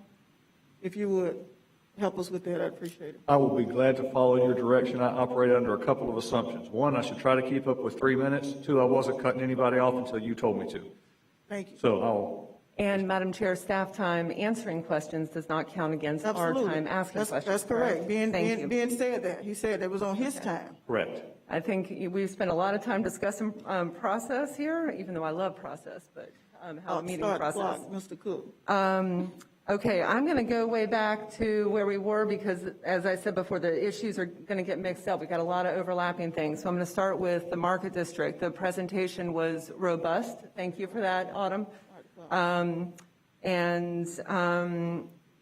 Within that, I'm wondering two things. One, the event space that may be contemplated? We see some images up there of amphitheaters and other things like that. I am concerned about maybe competing with other venues in town, the cost of that infrastructure. Are you having any conversation about what that event space might look like? Or is it more of a community event space where you could host gatherings, a get down, something like that, within the Market District? Chair, if I may? Okay. Yeah, it's a great question. I think what we really need to do is try to maximize the use of event space and make it as multifunctional as possible so that it could be, maybe a market, this is just throwing out there, maybe a market on a Saturday and then, a place to play dominoes on a Sunday. Yeah. That's perfect. Short answer, thank you. Didn't want to see another amphitheater, for example. We're already funding that and putting a lot of energy in, so farmers market, other things would be great. Second thing is, we are talking about solar, energy efficiency a lot, and I appreciate the city's commitment in this direction. Is it possible for us to start contemplating solar parking covers in places like this? I don't know what the cost is. I don't know if that's, something that we couldn't get to, but could we contemplate that for a park like this if it's an appropriate space? We could, absolutely. Let's take a look at it. Okay, do we need a motion to include that? I don't. I feel confident that I could look into that and include it when we do the update to the board with the concept. Yeah. Again, if it's without objection of the board, I didn't want to just give direction, but okay. Without objection, we're okay. Great. I think solar parking covers is something we should contemplate in general. It would help us. I'm looking back through my notes here, Madam Chair. On Magnolia, I'm getting questions still about the update of the sidewalks. I know you gave these, we talked about this during briefing, but Autumn, could you please just give us a little brief 1 minute on where Magnolia stands and the status of those sidewalks and underground utilities? I'd be more than happy to. The first phase that's going to be going under construction on Magnolia is the phase from Monroe Street to Meridian, as well as the retrofit from Meridian to Pontiac. And we have 100% plans and a permit in hand. I think we're just working through getting the procurement, the IFB on the street to advertise for the construction of that. In fact, Leon County is going to be managing the construction with Blueprint, assisting with the public engagement and involvement to get the communities next door construction ready, which I call the construction ready campaign.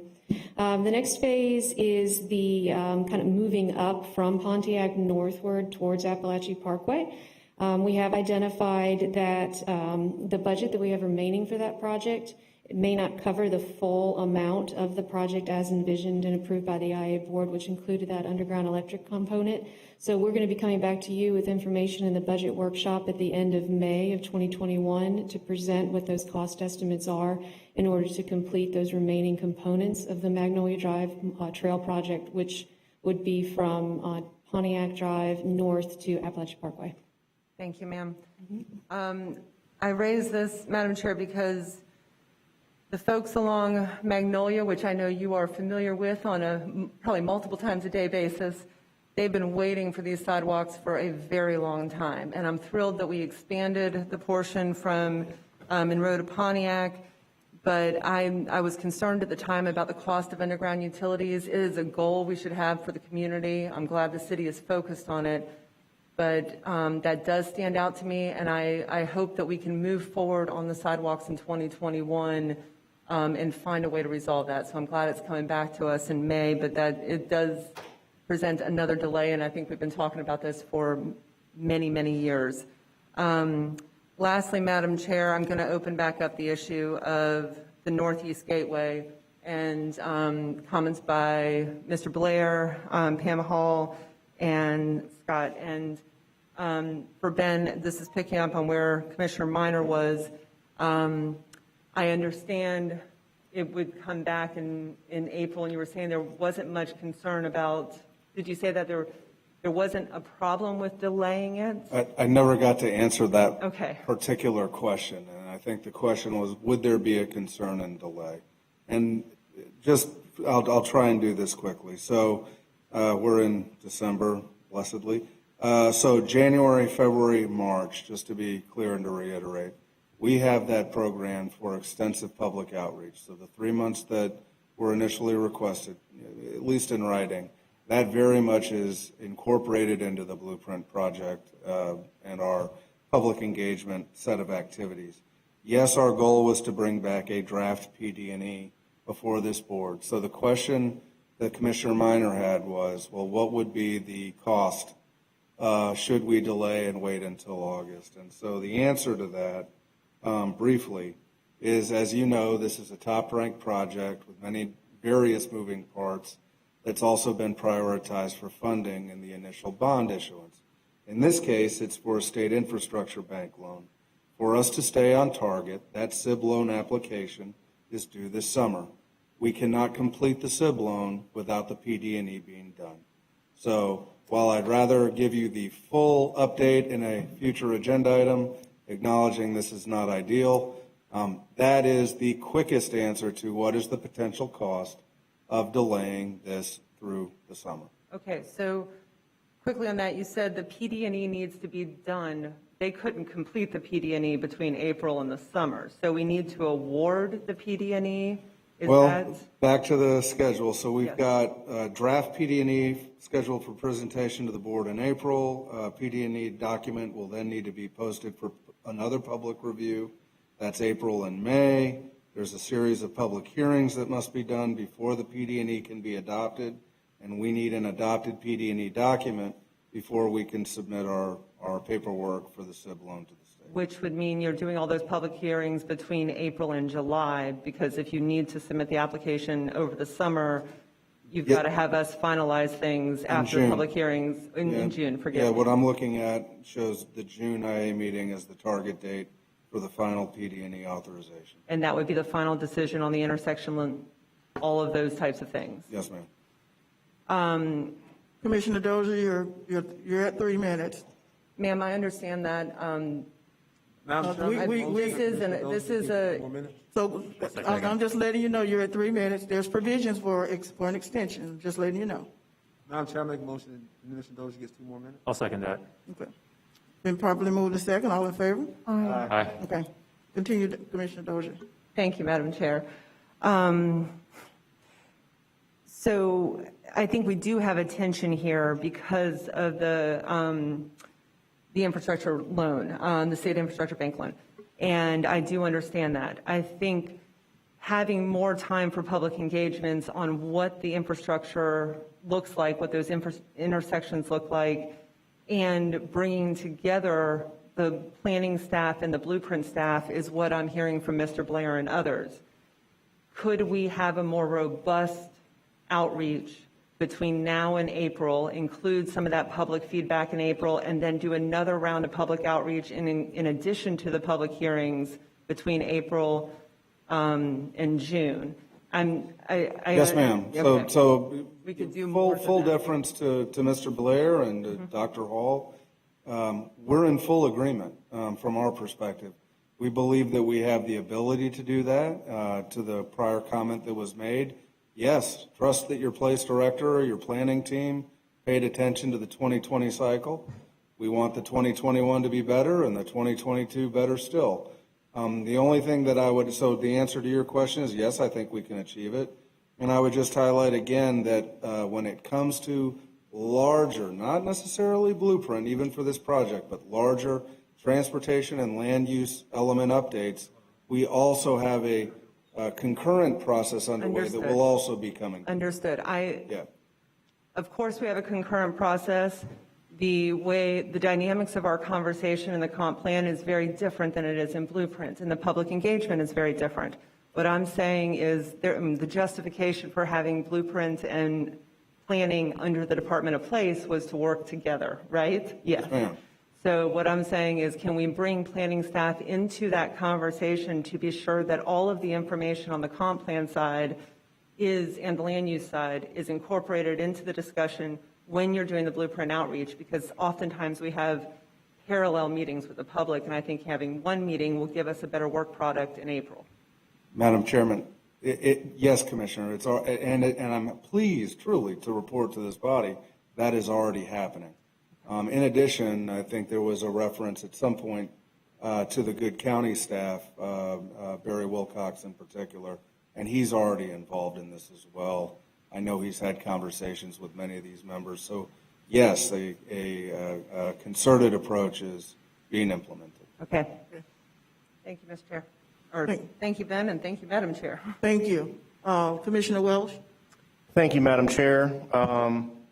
This is a very interesting process. Obviously, Commissioner Porter and Commissioner Cummings and I are new to this. So first, I just wanted to say thank y'all for all the work that you've done. I'm going to speak to the Northeast Gateway project because, as we're all aware, that's sort of right in the heart of my district and is very important to my constituents. And in acknowledging that, I know that, Madam Chair, you acknowledged that the process was a little strange going forward last year with the comp plan amendments, building the plane in the air, I think was the quote I heard.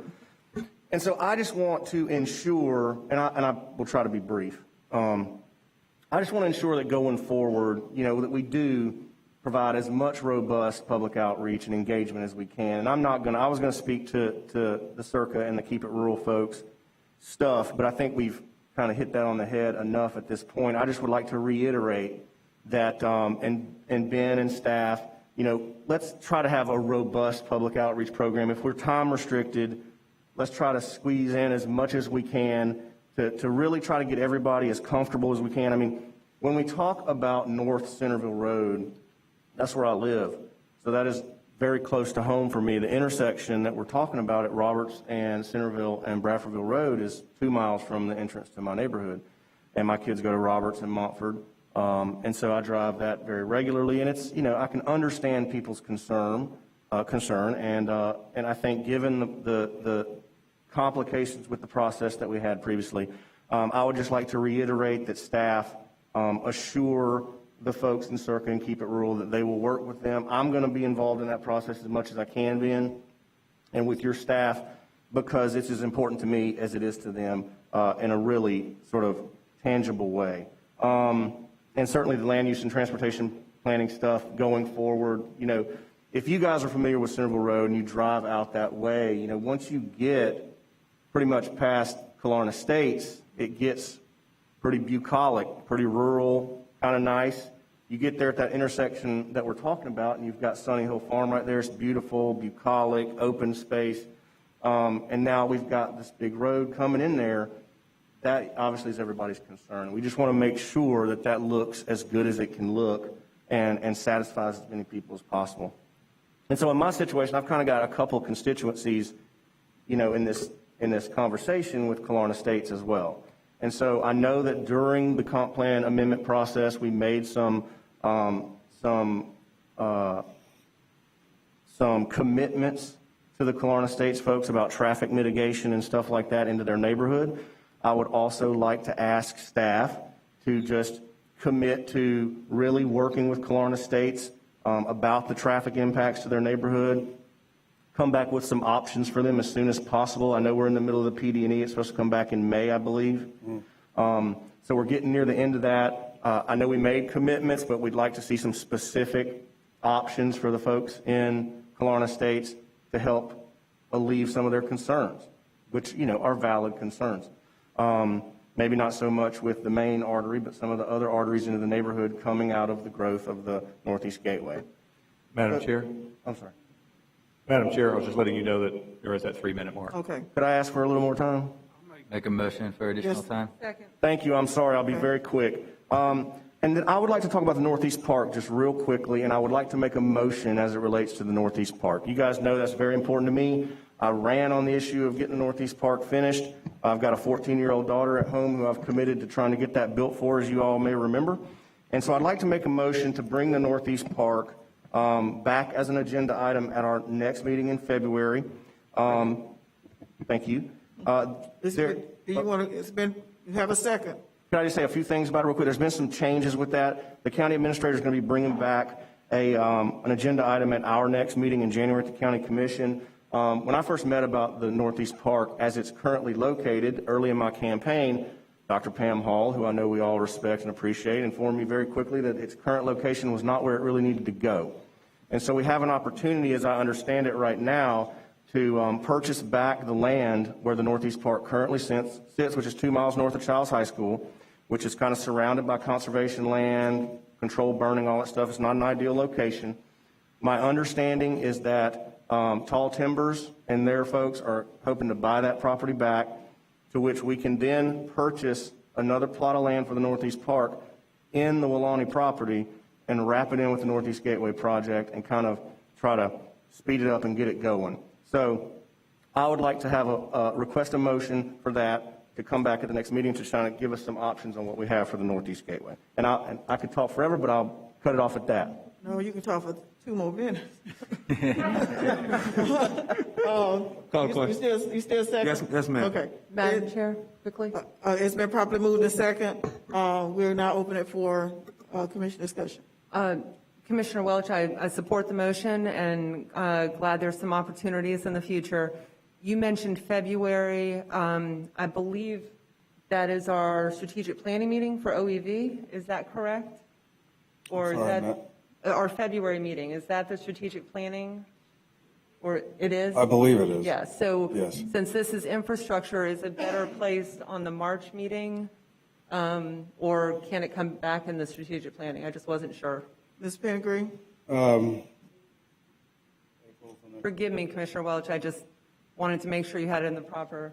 I'll say it this way. I believe that April is the next meeting, but that is also the meeting, if I'm following the maker of the motion and the motion itself. What you're raising here really is budgetary in nature too. It's you're looking for options to budgetarily include this park within the 5-year CIP. So by April, you're still in the window you want to be in. So we'll do it as quick as we logically can, acknowledging that you're right. The February meeting has been earmarked for an OEV deep dive. Just in the motion, you said February, so if we need to have it in February, I'm game for that. I just wanted to clarify to make sure we had it at the right meeting. So I'll leave it to your discretion, Commissioner Welch. Madam Chair? Real quick, listen, obviously I'm not as familiar with the dates and the processes as you guys all are. If it's not appropriate for February, then whenever it is appropriate at the next meeting is fine with me. But my understanding is that it is timed up to be a part of the bond issuance this summer to try and kind of get it advanced a little bit. So if you say that's still adequate. Commissioner, you were not missing a window. The first next available meeting for this, no later than April, you're hitting the target that you need to hit for that conversation. Then I will accept that, Commissioner Dozier. Thank you. Ben, and Madam Chair, also included in the motion, I'm wondering if you understand it to give direction to include analysis of that project being added to the bond that we're going to take as well, because I heard about the 5-year, but I didn't hear a piece of the bond. Do you understand that direction as well? I do. I understand that any such analysis would have to include an analysis of what the implications are of increasing the bond in the out years of the Blueprint 2020 program. We will include that in the analysis. Thank you, Madam Chair. Thank you. Mayor Daley? Commissioner Welch, I think this is a fantastic idea, and I am going to support the motion on the table. One thing that I hope staff will take into consideration for discussion, but much like Cascades Park was built as a blueprint park, but the city is maintaining in the ongoing costs associated with it. Instead of buying and using dollars to buy, the city is planning on building a park on city land out in Welaunee as well. So if the option is to save money instead of buying and having two parks right next to each other, if one of the proposals is using the blueprint funds, much like we did with Cascades Park, in building the most incredible park on that land with the resources, that could also expedite moving forward because that brings money to the table. Can't wait to have this conversation. It's a great idea. Thank you. Commissioner Matlow? Thank you. Yeah, I'll also support the motion because I think when we get tied up in really complicated roadway projects, and at the end of the day, our constituents are like, we just want parks and these things. Those are what they really care about, and to keep those moving forward. And as Mayor Daley said, Cascades Park, I mean, that's what people think about when we talk blueprint, and it's really a jewel in our community. So I appreciate the motion. Look forward to supporting it. Okay. At this time, we'll go ahead and do a roll call for the vote. Do the roll call. Madam Chair, point of information. Yes, sir. This motion largely entails I guess a real estate transaction, and I'm asking our attorney, is there a need for this to be reduced to writing as such, or should we go with just a verbal conversation? Help me. There is not a conflict of interest unless that person is receiving some sort of benefit from the transaction. If I might, Madam Chair, what I'm concerned with is what the mayor has just listed, that there is a park scheduled for Welaunee that will be built by the city, owned by, inside the city limit. We, the county, have a park that's been designated in the county, and my colleague desires to move that park to Welaunee. So we're stacking parks, 2 of them in Welaunee, and are we on commitments that previous boards have made to that area? Are we now putting some white out over that and just simply burying it, and it dissipates and goes away? I have a problem with that, and would prefer this being reduced in some writing or something. We're talking about real estate, because we have made a commitment to that area for a while up there, and just to say that we want to now just take it off the books, there should be a discussion longer than what we're talking about here today. Mr. Penningree, can you provide? I'm just dealing with, and if this is helpful for clarification for the motion as I understand it, the motion really has to do, in my mind, while we're acknowledging here that there is an agenda item at the county being worked on that would get into the specifics of where it would go and how it would move, all I'm interpreting at this meeting is we have a project, a Blueprint 2020 project that currently exists way out by Proctor Road.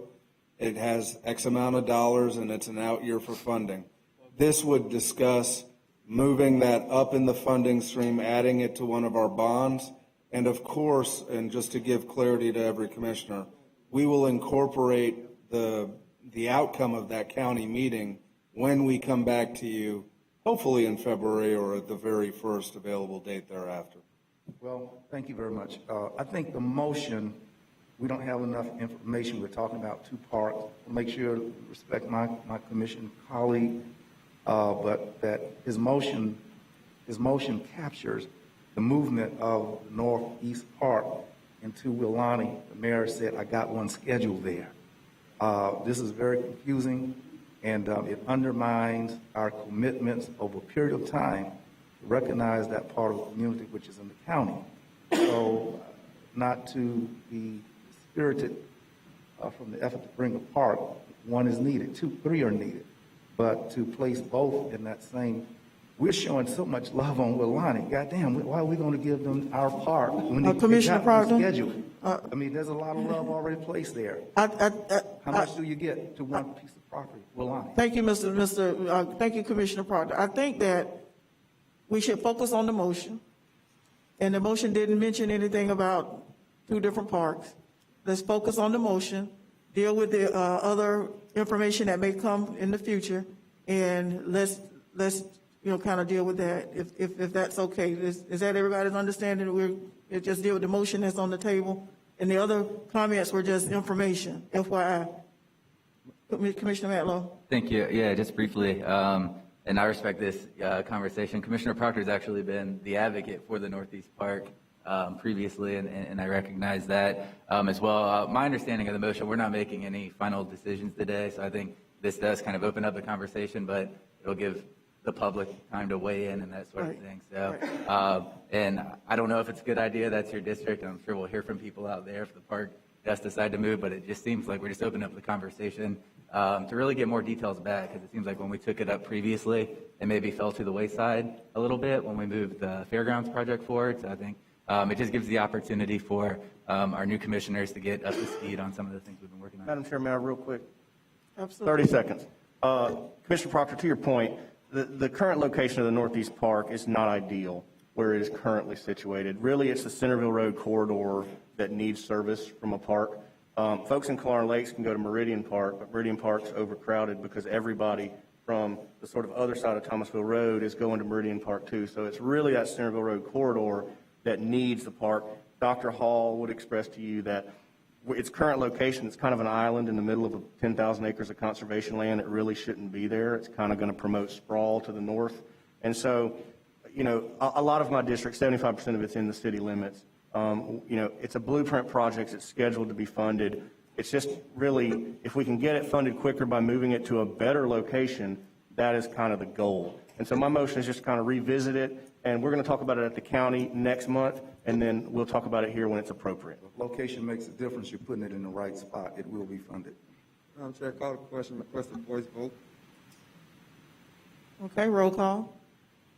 Angela? Commissioner Maddox. Aye. Commissioner Cummings. Yes. Commissioner Dozier. Yes. Commissioner Minor. Aye. Commissioner Jackson. Aye. Commissioner Proctor. Aye. Commissioner Welsh. Yes, aye. Mayor Daley. Aye. Commissioner Porter. Yes. Commissioner Matlow. Aye. Commissioner Richardson. Aye. Commissioner Williams Cox. Aye. Madam Chair, Commissioner Dozier did not vote. Oh, Oh, I'm sorry. That's why Commissioner Jackson yelled, because I wasn't sitting close enough to the microphone. No, I don't know about that, but yes, it is hard to hear anyhow and behind the mask, so I will remember to Yeah, lean these in masks are if everyone else Thank did. you all. Thank you. no problem. Okay, so the motion carries. And do we have any other comment on agenda item number 10? Madam Chair, I'll just simply make the motion as recommended action to accept the December 2020 status update, which I think would bring this item to a close. Okay, it's been properly moved by Mayor Daley, seconded by Vice Chair Maddox. Madam Chair, I have just one question before we close the item. Yes, sir. Commissioner Welch had mentioned been engaging with Killarn on some of those issues. Does that need a formal motion to happen, or are we good with it? Well, after I just got done talking about how motions are important, I won't change it at this point. I will tell you, though, however, if the request, as I recall it, was to work closely with Killarn as we conclude our PD&E study, which remains ongoing, to make sure that that project and what comes back to this body includes reasonable mitigation for what our analysis shows may be an impact to Killarn. I believe that's incorporated in the project scope as it stands. Okay. Autumn, do you have anything to add to that? Oh, and we're meeting with them next week. Okay, thank you. I appreciate that clarification. Yes, sir. Commissioner Proctor. Hey, Madam Chair, to speak on this particular motion, I'm appreciative as we now contain and limit ourselves to the motion. Sitting in front of the clock, it was 4:17 when we passed the 3-minute rule. I want to acknowledge Ms. Regina Davis as there are a number of firsts occurring in our nation, including the nominee Vice President-elect Kamala Harris. We have a history maker, Ms. Davis, her company, DPD, and outstanding report we heard dealing with McClay. She is the first woman business and African-American to have had a multi-million-dollar contract of this magnitude. And Mr. Tom Lewis is the president of that company. I want to compliment you and to say that while you've done phases 1 and 2, it seems that phase 3, I don't know if it's an open bid process or what have you, but I believe that the continuity, the vision, the work that has begun under phase 1 and 2, I'm not clear why they are contending for the next phase with the fine, outstanding report, as well as not breaking the chain of time that so many of these. Now, I think that we should keep this company and make sure that we lock in and keep this history maker at the forefront. Secondly, members, the word reimagine has been used by the subcontractor. In our agenda, we have the word innovative stormwater treatment. We also have another word to repurpose stormwater. I like words like those, and that's why I'm asking for greater sensitivity for the ponds at Strong Howell to be reimagined, be repurposed. The same kind of words that have been applied here in the second paragraph on page 159. That's the energies that's needed for Cold Chute. That's what's needed down there at Bond behind Bragg Stadium. Wanted to bring that out. Staff, I looked at these projects, and we're going too slow. Among the projects that have been listed, we've got 10 of those, which have, of the 10, 9 of them have professional services agreements to be reached, and only 1 is under construction. And I think that our staff, when I look at these reports in that second segment with contracts, it's very, very slow. We got too many professional service stuff, and we don't have enough contracts that are underway in construction. Now, if we need to be another phase of leadership in our staff to get it done, these projects have no business just simply under professional services status. There needs to be more construction. We're moving too slow. We need our staff to be more aggressive and complete stuff. And when you look at this project that's scheduled for the airport, one of these phases is like 2021, and the next one is in 2025. Why in the world can't we get the airport road, Capitol Circle, from Crawfordville back around to Orange Avenue? If I might say, I want to use the word a little quicker than getting it done. Can't we just get it did? Can we get it did at one juncture? And why are these 2 different phases with 4-year gaps? Those are concerns that I have, and I thank you for my 3 minutes. Thank you, Commissioner Proctor. Did you need to say anything? I don't dare. No, I'm happy to address it, Madam Chair, if you'd like, but I understand. Commissioner Proctor, do you require a response? No, I don't. I have stated that we're moving too slow, and if we need staff that can move faster, let's acquire staff that can get these projects done. We got money sitting around. Okay. But we do need continuity with both phases of the Capitol Circle, and I don't accept that they're that wide apart on the same street. I don't get that. Okay. Moving on to item number 11. Have a motion on that. Yeah, we need Was to there a vote. motion? Point of order, we do need to vote on the exception of the status report. Okay, okay, I'm sorry. I thought we had done roll call. Okay. Roll call, Angela. Angela? Mayor Daley. Aye. Commissioner Porter. Aye. Commissioner Matlow. Aye. Commissioner Richardson. Aye. Commissioner Williams Cox. Aye. Commissioner Welsh. Yes. Aye. Commissioner Proctor. Aye. Commissioner Jackson. Aye. Commissioner Minor. Aye. Commissioner Dozier. Commissioner Cummings. Yes. Commissioner Maddox. Aye. Okay, let's note that the motion passed with Commissioner Dozier out of chambers. Now, as we speed on to item number 11. Okay, thank you, Madam Chairman, Commissioners, and we will work to pick up the pace a little bit here. I will say for this, and for every future item, there is a great staff presentation that we have for you, but I'm going to hit the high level on each, and then we'll defer to you as to how much talking from us you would like to hear or not. Commissioners, the bottom line on this agenda item is, as you may recall at your very last meeting, building on some months of discussion, we were charged with finding a solution for the needed repairs at Bragg Stadium in partnership with our partners at FAMU. $10 million worth, substantial infrastructure work. I would like to thank 2 people in particular. FAMU President Dr. Robinson was involved continuously in those meetings and briefings with members of his executive team.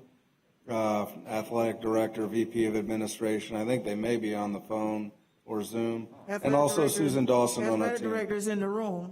I'm sorry? The athletic director is in the room. Hey, how you doing? Athletic director is in the room. Very good. But commissioners, what you have before you in option number one is all of the various resolutions that are required to take on this debt, is a memorandum of understanding that provides the legal binding for this work to be conducted, with the proper onus and responsibility being upon FAMU to see that it is conducted, and with us meeting every goal and timetable that has been requested of us for funding this project and getting it done. Really saving the stadium jointly and moving forward with a lot of great activities in the future. There's a lot more there. We're happy to answer any questions, but with deference to those who are here in the room.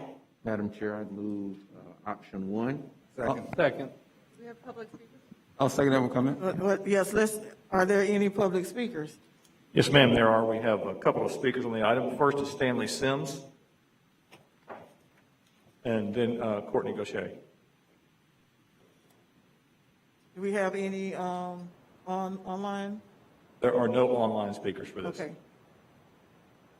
I see Dr. Friday Stroud there, though. Dr. Friday Stroud and VP Robertson, I believe, are there to answer questions if you would like, but don't think they have asked to speak.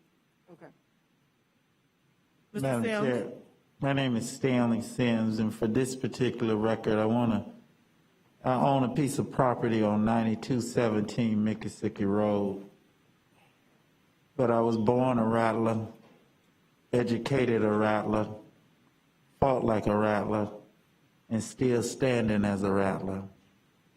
I'm very elated that this board is going to invest in one of the most major historic engineering boom for our communities of color. There is not any other economic engine that generates dollars and secure communities of color like Florida A&M, a historical monument on the 7 highest hills. Yeah, we get down every now and then, but we strike and we strike and we strike again. Thank you. Thank you. Thank you for respecting us as a monumental piece of this community. Thank you. Thank you for telling all of the international people who have made history and science, not just athletics. We can do more than play sports. We've done things in the professional realms and in the business world. I'm glad to see this board give FAMU some respect. My last thing is, I like to keep it real and simple. When it comes to this park, I think that, and I don't like to speak for Bill Proctor, but I own a piece of property there on 9217 Mississippi Road. And what it is when the city builds stuff out in rural communities, that's taxation without representation when you live out there. Because the pay scale and programs are set up differently if the city owns it. But if the county owns it, there's difference in how we engage into those programs, and that needs to be worked out, Mr. Welch. Because we had a dog-out fight when we built Roberts Elementary. Kalon wanted to take it from us.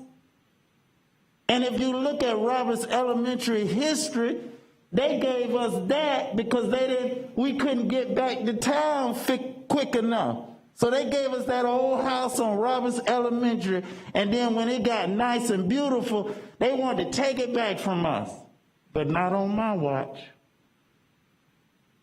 And this park will not be taken from us. Not on my watch. I do not want a park where there's taxation and no representation. You're at 2.5 minutes. You know how hard it is for me to get up in this building and see staff? S. Reese. Thank you, Mr. Sims. Athletic Director Gaucher, we're glad to have you in the house, too. We are glad to be here. Thank you. And first and foremost, on behalf of my president, Dr. Larry Robinson, we would like to thank the Intergovernmental Agency for their favorable consideration on this matter. We are really excited about the investment into this community asset. That very community asset has illustrated its value just as we passed the 100,000 mark of people that have been tested for COVID-19 when our community needed it the most. We're really excited about this. Again, I would just take a point of personal privilege to thank the staff for working through some of the challenges that we've had. And we are going to move quickly and very transparently.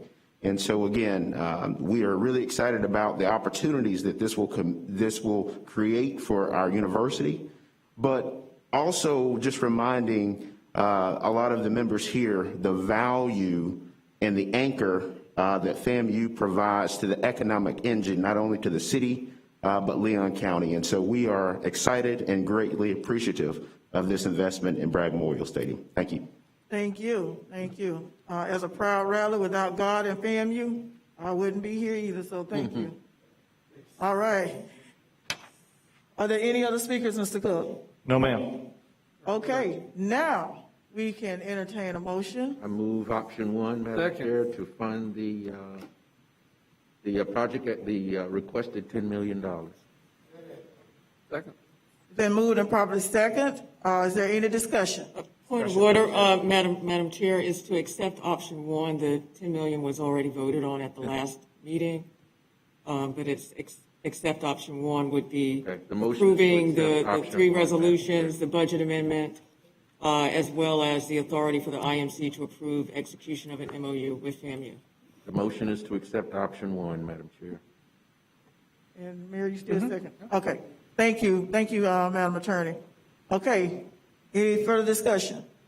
The man with the Howard outfit on is wanting to talk about FAMU? Go ahead on and tell us how great we are. You're very great, very, very great. Trust and believe in Mr. Athletic Director. We thank you for your leadership and the swift and positive things you've done. And I know you were very frightful of those mighty Howard Bison. And you went to the SWAC, that little tender conference over there, Southwest Athletic Conference. I don't blame you. I would have run, gotten out of that conference as well. You should know, Mr. Athletic Director, in 1976, your County Commissioner Bill Proctor quarterbacked the first of 3 state championships by Florida in high school. Keep it in 3 minutes. In a 38-0 thriller.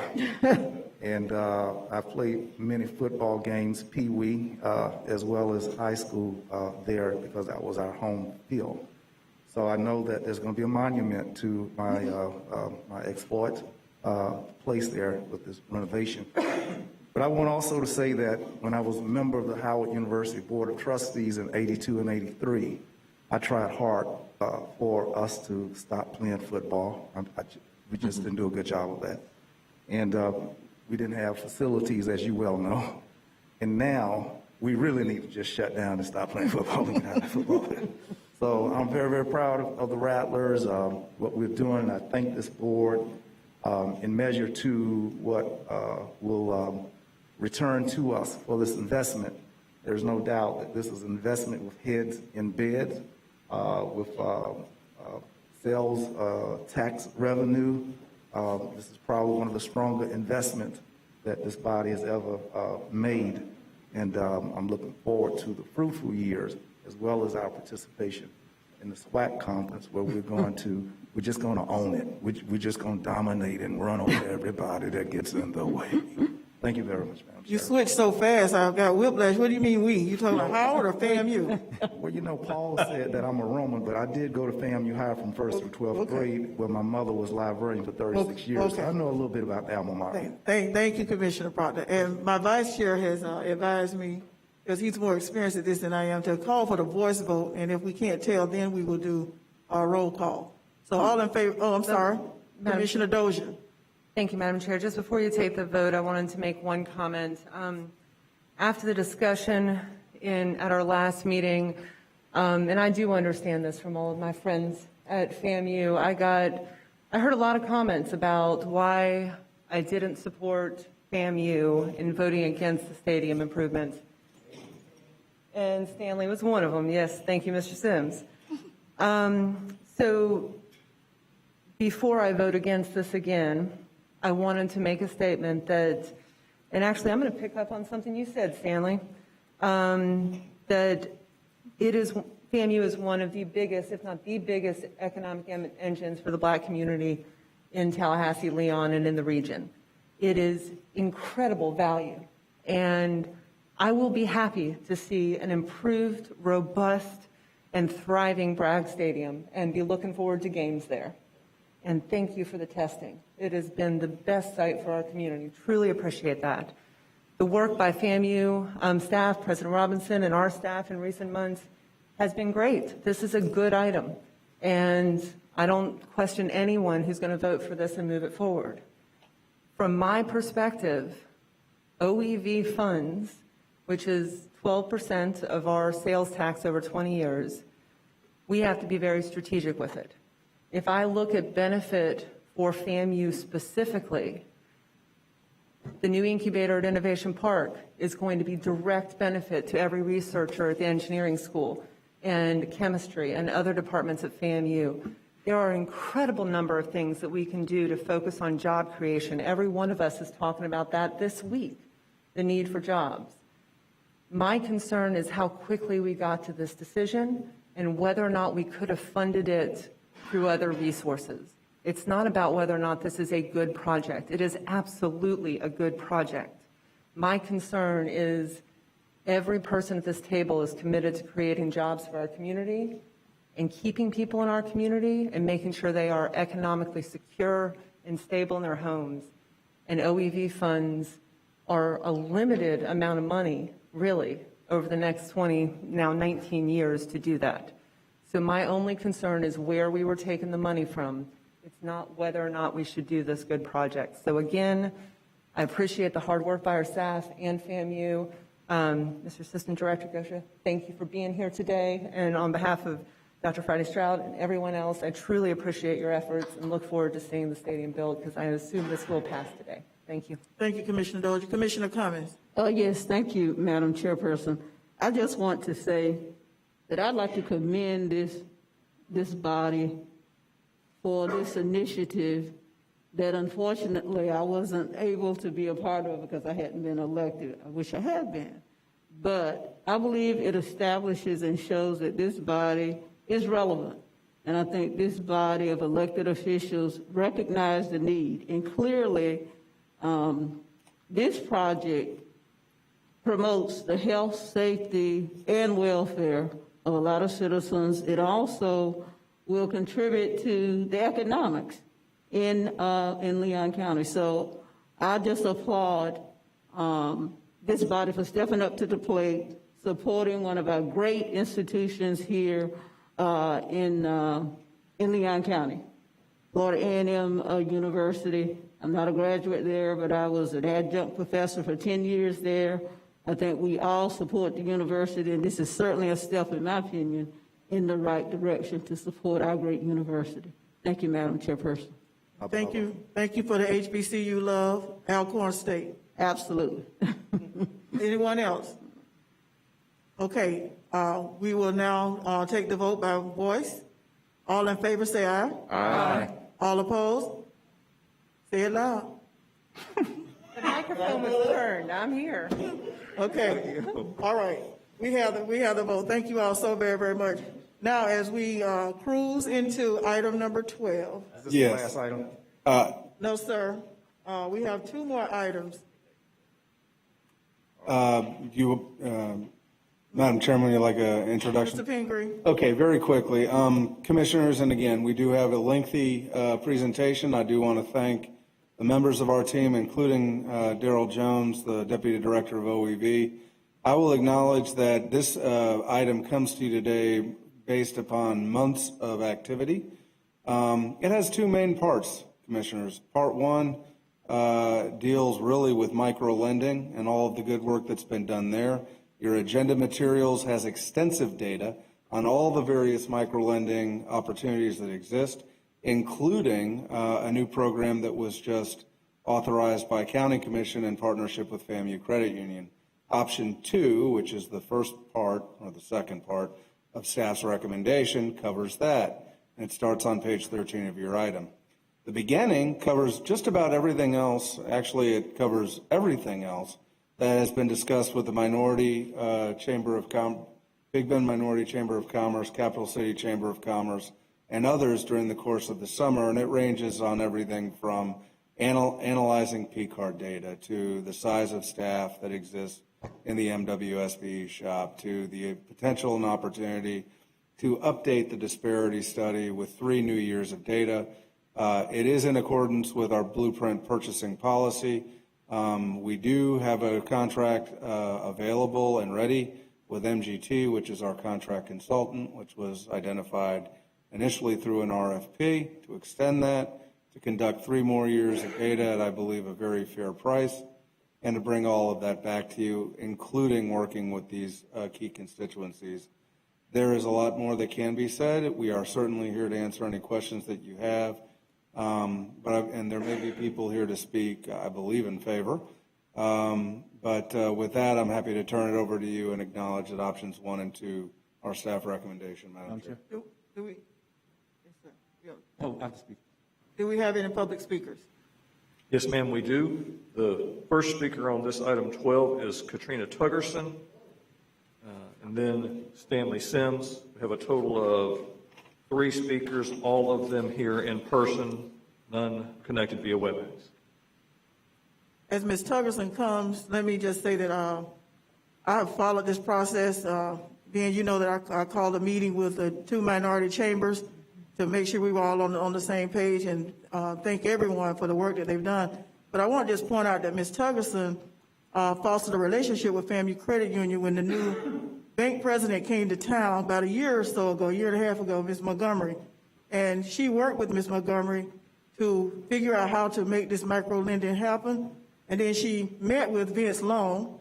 I know this because I keep up with this. And so Vince then brought it and got it in play to where it needed to go. And I just wanted to say publicly, thank you, Ms. Tuggerson, for understanding how relationships work and having relationships with banking institutions so that we can make these kinds of opportunities available. So thank you for your work in this arena. Well, I just wanted to say thank you, Chair. I wasn't ready for that. But anyway, I just wanted to say thank you to everyone for being intentional. I think this year has transitioned everybody's thinking, their attitudes, and how we can dig in and work a little better together and get things done and move the needle. Of course, I've been in these chambers for the last 2 years and been seeing the same topics, and it's good to see them finally moving. So again, from the Capital City Chamber of Commerce, addressing the minority issues, and also it's just lately been a good vibe walking into the county chambers, walking into the city commission chambers, and know that you are listening. So again, thank you. Another one of the things that I would like to point out in working with every one of you here individually, the Capital City Chamber will continue, along with the Big Bend Minority Chamber, continue to move the needle on these things. Just to change it up a little bit, FAMU, when I was meeting with a lot of small businesses, by us not having a football season, FSU is great and everything, and I know that the hotel saw that, but the stores, all of our small businesses knew that FAMU was not in football. FAMU football, and you guys approving that stadium, is a huge, even all the way down to when I went to get some of my boots fixed. The guy, the sororities, the fraternities that fix shoes, he said he was about to go out of business because it was no FAMU football. So I appreciate everybody for approving that. Thank you. Could you please give your name and address for the record? I forgot to ask that at the beginning. I'm so sorry. Katrina Tuggerson, 1020 Lafayette Street, Suite 110. Thank you. Stanley Sims and then Antonio Jefferson will be next, Madam I Chair. think I'm gonna go back to my old house on 1320 Avondale Way, Stanley Sims. I want to say thank you to Commissioner Jackson, welcome to the FAMU party. Appreciate your support. Commissioner Cummings, thank you so much. We really appreciate it. I still love you, KD. You'll get there. You'll get there. But I want to say this. I want to give this woman her flowers. She also went a little further. Katrina has also, it ain't about a take, but it's about a give. The elevation that she has brought and the standards that she has brought to the Capital City Chamber is worth acknowledging. And that partnership with FAMU helps individuals like small businessmen like me. If you understand the magnitude of that $10 million investment into FAMU, it all ties into these micro loans. There's nobody selling fish sandwiches. People were relying on that fish sandwich money. Frozen cups, water, peanuts. That's mixed in there. No, they may not have an account or bankroll, but that's a part of their survival of life in these duress economic communities of color. So that's the unseen magnitude of that $10 million, that sustainability. That's why we're very happy. I'm so happy that FAMU is being used by that, because here is the next thing that OEV needs to address. There is a lack of trust. We have a hard time giving out free money. Then there's a lack of trust in government. And a part of bridging that gate is having FAMU administer these microloans. So I want to thank this body for doing that. And this is just one of the strategies of how we reinvest into communities of color. Thank you. Thank you, Mr. Sims. Mr. Antonio Jefferson. Didn't see you in the corner over there. Madam Chair, members, thank you. Thank you for taking this moment in time for us to, as a community, come together and recognize that as the tide rises, all boats are lifted. You know, back in the early or maybe late summer, when the Big Bend Minority Chamber of Commerce sent the first letter to both the city and the county commission as well as staff, the response we received back kind of set us back in the chair, and we were wondering if we were going to be able to make progress together moving forward. But I'm here to stand to tell you that we are so appreciative that we took this moment to begin to nudge towards building a community in which, regardless of where you travel to, whether it's Southside, Bannerman Crossing, Lake Jackson, that this community will be strong across all sectors and all places. Before I take my seat, I'd like to thank and welcome our new commissioner, Commissioner Cummings, Commissioner Porter, Commissioner Welch. Thank you, and I hope and look forward to working with you in a very positive manner as we move our community forward. Now, many of you that have been here for this conversation, special thank you to you, because you could have easily said no to our meeting request and our discussions, but you did not, and we're so grateful for that. And Commissioner Cox, thank you for the many conversations that you and I have had across this time period, in which sometimes I thought you wanted to take an oak limb down and apply it someplace where you probably shouldn't have on my body, but that's okay. But thank you, members, all for all your work, and we look forward to this being the beginning, not the end, but a lot of productive work across the many years that we'll work together. Thank you. Your name and address for the record as well, please. I'm sorry, Antonio Jefferson, 914 Railroad Avenue, suite number 32. Madam Chair, that's our last speaker on this item. Madam Chair. Okay, thank you, Mr. Jefferson. Thank you, Mr. Cook. Thank you, Madam Chair. I'd like to make the motion for options number 1 and 2 with the amendment that a agenda, when the agenda item comes back, it includes a marketing plan and budget to allow for minority media outlets to advertise the programs to hard to reach communities of color. I have a rationale for that, but more than anything else, if those people who this grant will serve, or who these monies will serve, don't know about it, this program won't be successful. The mainstream media does have a foothold on some areas within our county, but those that it doesn't, I guarantee you that the minority media outlets do. So I want to make sure that we have a marketing plan specifically for those minority media outlets, along with the budget, and I want to see that come back in the agenda item when it comes back for us to review. May that be in April or whenever. That's my motion. Second, yes. Okay, Good it's motion. been properly moved in second. We now will take comment. Commissioner Proctor. Thank you, Madam Chair.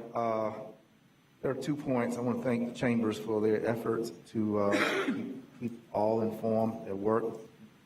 There are 2 things here that jump off the page 366, that indicates at the bottom that nationally 41% of black firms have closed since COVID-19.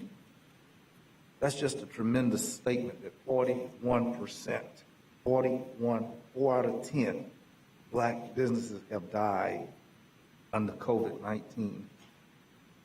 And we're looking for a disparity study to justify increasing the aspirational goals in our community. When 41% of the nation's black firms are out of business since March, and we need a study to inform us that we need to do something desperately fast, quick, and in a hurry, isn't that oxymoron? So indeed, we support it because it's the law that we have to do that to increase the aspirational ideas. We have to do a disparity study. Yet at the end of the disparity study, there is a loophole. It's a frustrating loophole. It's called a good faith waiver that disallows there being any accountability for companies who simply checked off that box. We've done a good faith effort to find a minority. Council, I want to ask, is that a legislative mandate, the good faith box? Commissioner, it's not a legislative mandate, but there's case law that supports that for businesses that are not able to reach a certain number of minorities in the community because the numbers are just not available. So we have them document to us, and under your new policy, which this board approved on April 1st, it is a more robust system to have those businesses document the outreach that they make to minority firms. Okay. I have been frustrated, and Commissioner Maddox, to your motion, I'd like you to, if you would please receive an addendum to your motion, that we research how many times have companies exercised the good faith waiver and that they have escaped responsibility for MBE contracting with the city and county. I think that that's vital to see the impact of how the good faith box undermines the goals. We're spending good money, but we got a little box that undermines it all. So I'm hopeful that you will accept in that research what we've done over the previous years, that we will also look at the impact qualitatively of how good faith nullifies our policies and goals. Commissioner, Madam Chair? Absolutely. You want that to be, because from what I'm understanding, that can be answered from staff, Yes. but you're asking for it to be placed into the study. If you're asking for staff to include in the analysis that comes back the percentage of times that has happened between city and county, yes, sir, I will accept that, but I'm trying to understand what you wanted from staff and you're asking for this to be included in the study. I believe that we're doing a disparity study, if I'm understanding these pages of 66 and 67 correctly. It has to be done in order first to raise the aspirational goals. Mm-hmm. Within that same breath is the notion that 41% of these black businesses have died. Mm-hmm. And I think prior to their death, and probably what's going to contribute to the next 40% of them dying is the good faith box. But I think that we really need to know as policymakers, and that disparity study can show the impact of how many times we have forgiven, let go, and not held accountable majority firms that have not adhered to our desires, our aspirations. So what I'd like to do, if this fits what you're asking for, is ask when this disparity study comes back for a staff analysis of city and county, staff analysis of the city, county, what'd you call it again? Was it, the box that Commissioner Partner indicated. Good faith box, and how it has affected us in economic development for minority business. The utilization of good faith estimates as part of our procurement, as part of the analysis, as being conducted within the 3 years of new data that we're about to embark upon. That would be if that satisfies us, I do think that's valuable information. Okay. Madam Chair, as the second of motion, I support the amendment. I like it. I want to recognize that there are differences between different types of contracts. If it is a sole source versus if you have subcontractors, just making sure we get that nuance in there.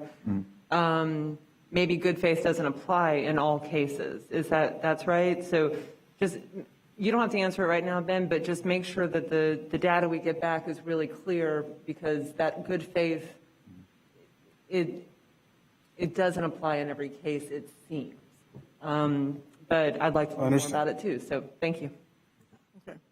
If I may add something, also being that I know from business that people's information, resumes and what have you, are used to get the job.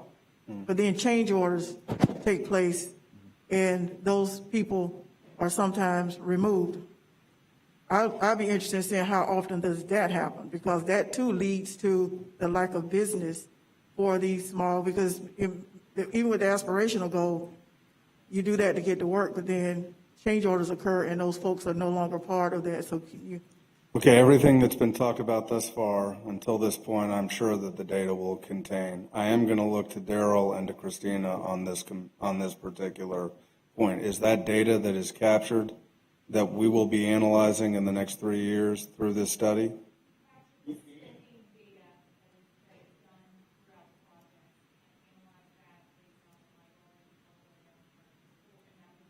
Can you go to I just can't hear you.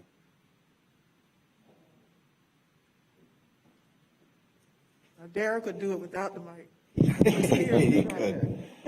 Yes, commissioners, as a part of the work when they do the review of the statistical data regarding MWSBE utilization, all of those things will be captured and ultimately can be reported as a part of the disparity study. Okay, very good. Okay. Thank you. Madam Chair? Yes, sir. I just wanted to ask Ben, as a part of the presentation that you will eventually get to, could you address the issues that were outlined in the correspondence that we got from the minority chambers, as you did for me in my briefing the other day? Certainly, if the board issues other than the micro lending and the disparity study that were outlined in that correspondence. Yep. Madam Chairman, if the board would like us to do that presentation, or even just that part of the presentation, I know Daryl is up and ready. We do have that broken down, and it is within your agenda material as well. Did you hear what was asked for, Daryl, by chance? Can you direct us to where it is in the agenda Yes, instead of, Page 363, 64, and 63, 65. Yep. Okay. Thank you, Commissioner. unless there's a burning desire to have a presentation? I don't want to deny that opportunity, but if it's right here in front of us. I'm just wondering about the monitoring piece. Okay, increased monitoring? The monitoring issue, how will that be resolved? Want to talk about that? As a part of one of the deliverables for the this updated disparity study will include a staff analysis to determine what staff changes may be required to be in full compliance. I'm also happy to report at this time that the City of Tallahassee has now also adopted the already existing contract compliance monitoring software that we use for the county. So as we now bring on that new contract compliance monitoring software, that means both the county, the city, and Blueprint will share the same contract compliance monitoring software. Thereby, we utilize that tool to ensure the full utilization of those minorities and women-owned businesses that have been identified in procurement responses. Amen. Okay. Madam Chair, I don't necessarily have to have a presentation. I just wanted to bring that to everyone's attention, that those issues had been addressed. And of course, they're in the backup material. Okay. But if we were going to have a presentation, I wanted to make sure those were addressed, but I'm not necessarily. Commissioner Dozier. Thank you, Madam Chair. This is a good and robust item. I appreciate the motion already. I don't have anything to add about the microloan program, but I was just going to ask a couple questions about that real quick. I'm happy with the amendments, of course, since I seconded there. So thank you for focusing on the study first. To transition from that, during briefing, we had a discussion, and Christina, you mentioned a renewed focus, maybe not renewed, but a more robust focus on business development, that we're really looking at making sure minority and women-owned businesses have access to our contracts, and we work with them. But there's always been that parallel focus of helping businesses start up, helping people get funded for their businesses. So can you just speak to that for a second? Because I'm really excited about that part, and I think you've got some stuff coming to us in February. Is that right? Absolutely, Commissioner. As we discussed, we have just under 500 certified minority women-owned firms. Daryl and his team have been working extensively, mostly due to the increased interest with the supplemental award through the Leon Cares small business program. As part of that conversation, the MWSBE team has been examining how they can best truly be an economic development office and focusing on economic inclusion through their 4 E's of engagement, empower, equip, and educate. And we are looking forward to rolling that into our economic inclusion efforts. We've also applied to the MIT program to help us challenge our innovation and our outreach efforts, which, Commissioner, to your point earlier, will absolutely include minority-owned media outlets for that as well. So we look forward to bringing that to you, and that will be part of your strategic plan workshop this February. Great. Thank you, Christina. And Daryl, I didn't mean to direct that question to Christina. We had talked about this on Monday, so I didn't get a chance, but I'm looking forward to your presentation in February for sure. Related to that is the microloan programs. I'd echo the comments about Ms. Tuckerson, if she's there, she is. Phenomenal partnership with FAMU Credit Union. I was really thrilled that county staff found a way to make that work with the CARES Act dollars so that we could extend that very quickly. Our concern was we had to spend all that money by December 31, but now it's going to keep on going. So I think the marketing piece, Commissioner Maddox, is essential. I'm so glad you have that as part of the motion, because we have a range of programs now that can give people access to capital who have not had that access historically at all.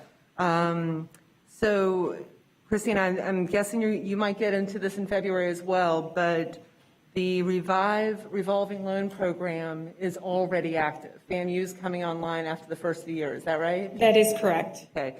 So it's my understanding we've already given some grants through Revive, and I'm wondering if you can tell us about those small businesses who have received grants, and if we can hear about them more and how that program is helping businesses come February. Yes, we are working with the Appalachia Regional Planning Council to monitor that program, and they submit an annual report or a semi-annual report to us. The first one, I believe, is just in time for the strategic plan workshop this February. We'll bring you back a report on that. But there was one business with the kiosk, the fresh food kiosk. They're the first recipients, and forgive me for not remembering the name of the business. It's very catchy. That is correct. I don't remember off the top of my head. We get that report later this year. But it was reported. Sharon James. Yes. It's Sharon's business. Yeah, I wanted to give her a shout out. at our planning council board meeting, wonderful picture of her with the kiosk and everything, and I was so proud that she was the first applicant for the Revive program. Being a Black woman and having access to capital for a new business and something like that that's so innovative, that's exactly what that program's intended to do. And this is just, I mean, this is going to be a completely different landscape for how we can help businesses stand up. So thank you for that. I look forward to the presentation in February. Madam Chair, that's all I had. All right. Thank you. Commissioner Matlow? Thank you, Madam Chair.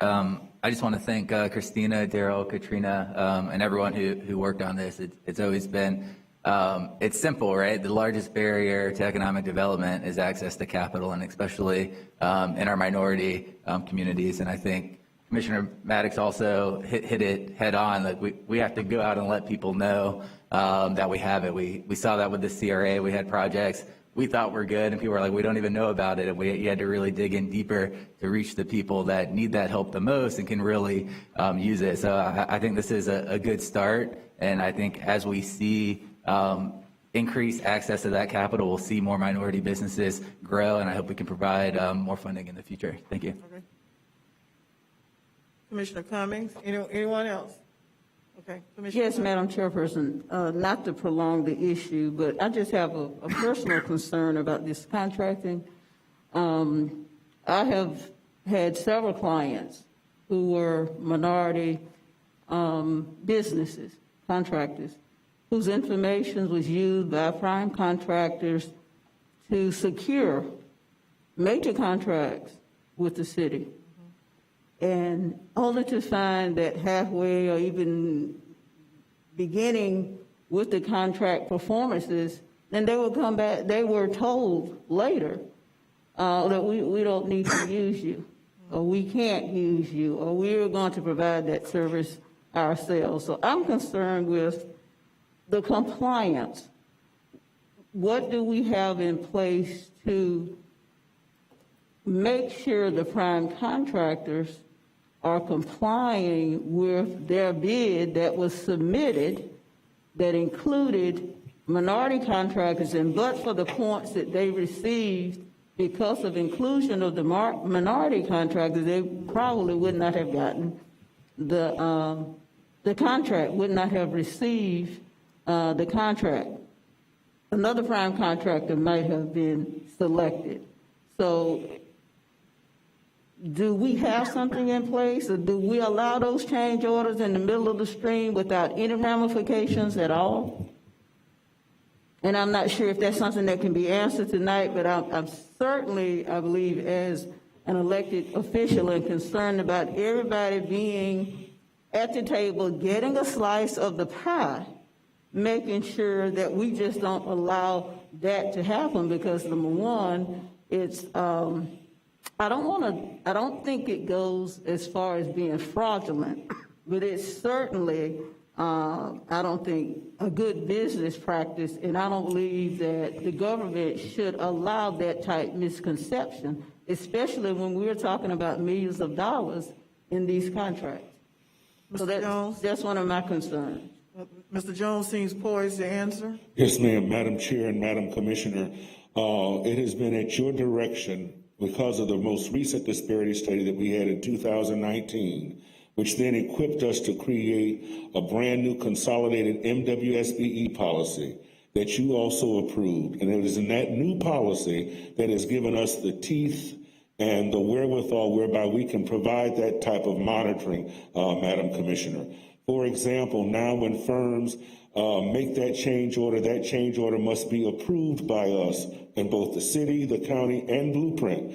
And then they have to identify another replacement firm that is a minority or women-owned firm, such that they can maintain that aspirational target that qualified them to win that job. That was one of the important tenets that we included in our brand new policy. So equipped with those types of monitoring features, plus now with the onboarding of the city and the county that provides us with a formal record of all prime contractor payments to their minority and women-owned subs, that too equips us with another method by which we're able to monitor and make certain that the minority firms firms for which a prime contractor qualified for a bid are ultimately paid. And then we provide final payment documentation to verify that those firms, for the values for which they were cited in the bid, for which they were awarded, are also made payment by the time the final payment is made, such that those liens can be removed and the final payment can be made. So those are just some of the nuances that we've since added to the consolidated policy that you approved, that we put into effect on April 1st. Can we put a contractor's lien on those who don't comply and have not complied, and those who have lied? Can we place a lien upon those contractors? Well, what we do is we have to sign off on final payment, Commissioner Proctor. So that means they have to have made payment to all of their subcontractors before we make the final payment for them. And we authorize the final payment. So I don't know, I mean, I don't want to mix terms, but that provides that level of accountability that I think you're describing. Yes, sir. Thank you. And Madam Chair, if I could just add to, Mr. Jones is absolutely correct. There are additional penalties as well. We can recommend debarment of the particular vendor that they're not able to bid for a certain period of time on future opportunities. There's also provisions in the MWSBE policy for suspension of that vendor if we know that they have violated provisions of the policy and have lied to us regarding their use of minority firms. Thank you. Commissioner Cummings? Just one quick question. Thank you, Madam Chairperson. Effective April 1, so is that prospective, or is it retroactive to contracts that are already in process but have not been completed?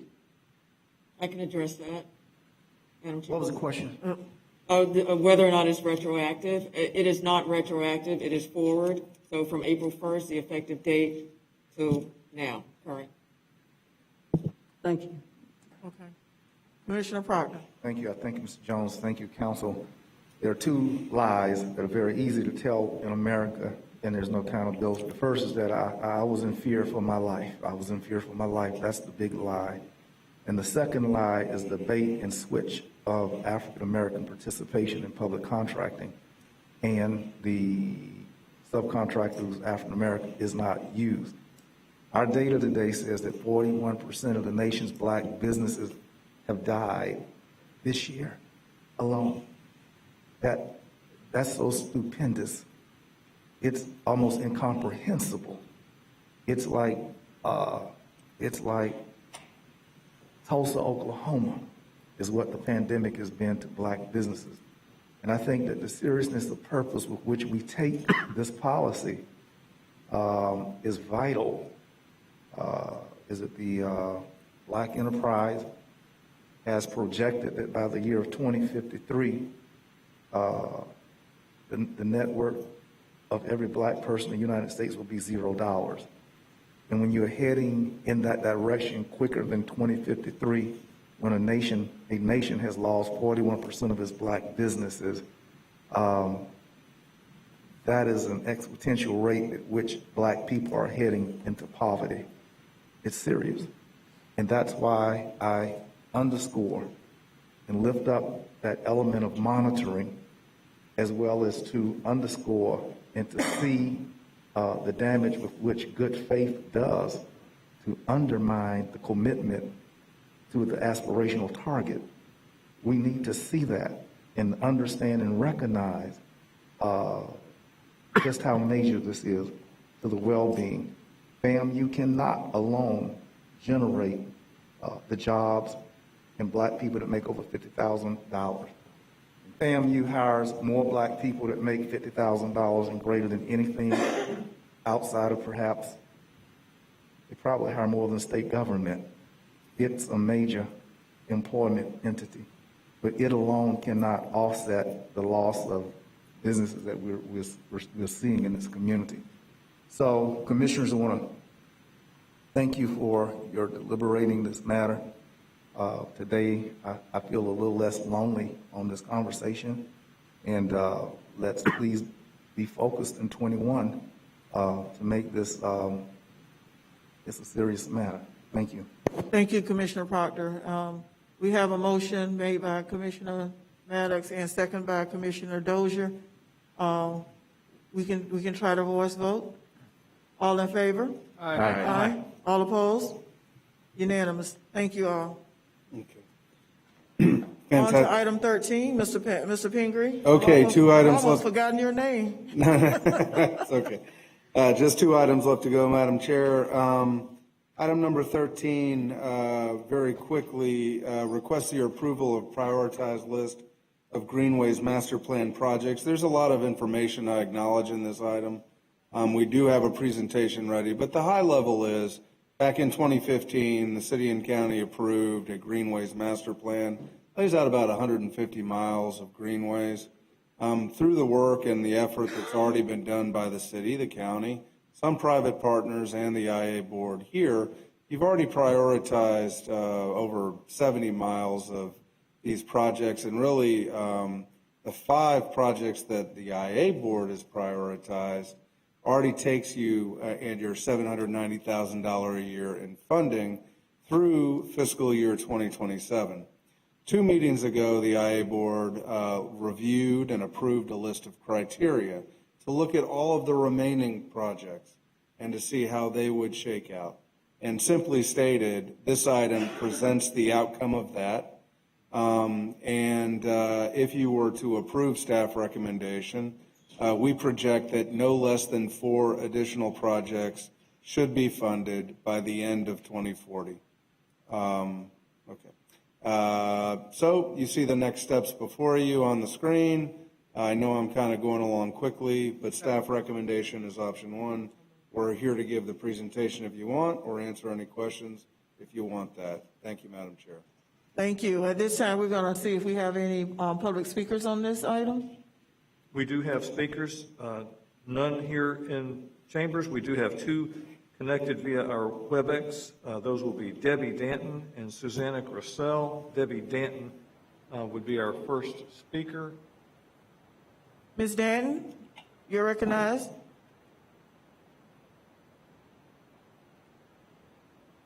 Don't see her on the screen, but I don't know if that captures all of the names. Let me go to Susanna Grissel. Ms. Grissel?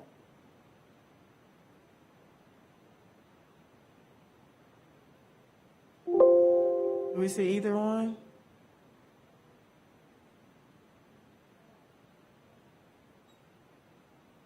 I think that was, do not have Susanna Grissel. She had connection problems earlier, but was in for one item. And then you do see Debbie Danton. So I'll call Debbie Danton one more time. Make sure that... Make sure you're unmuted, Debbie.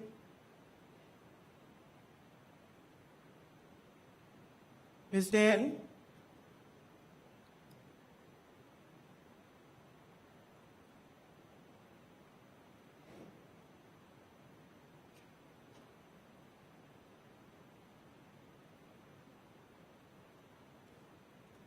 One more time, Ms. Danton?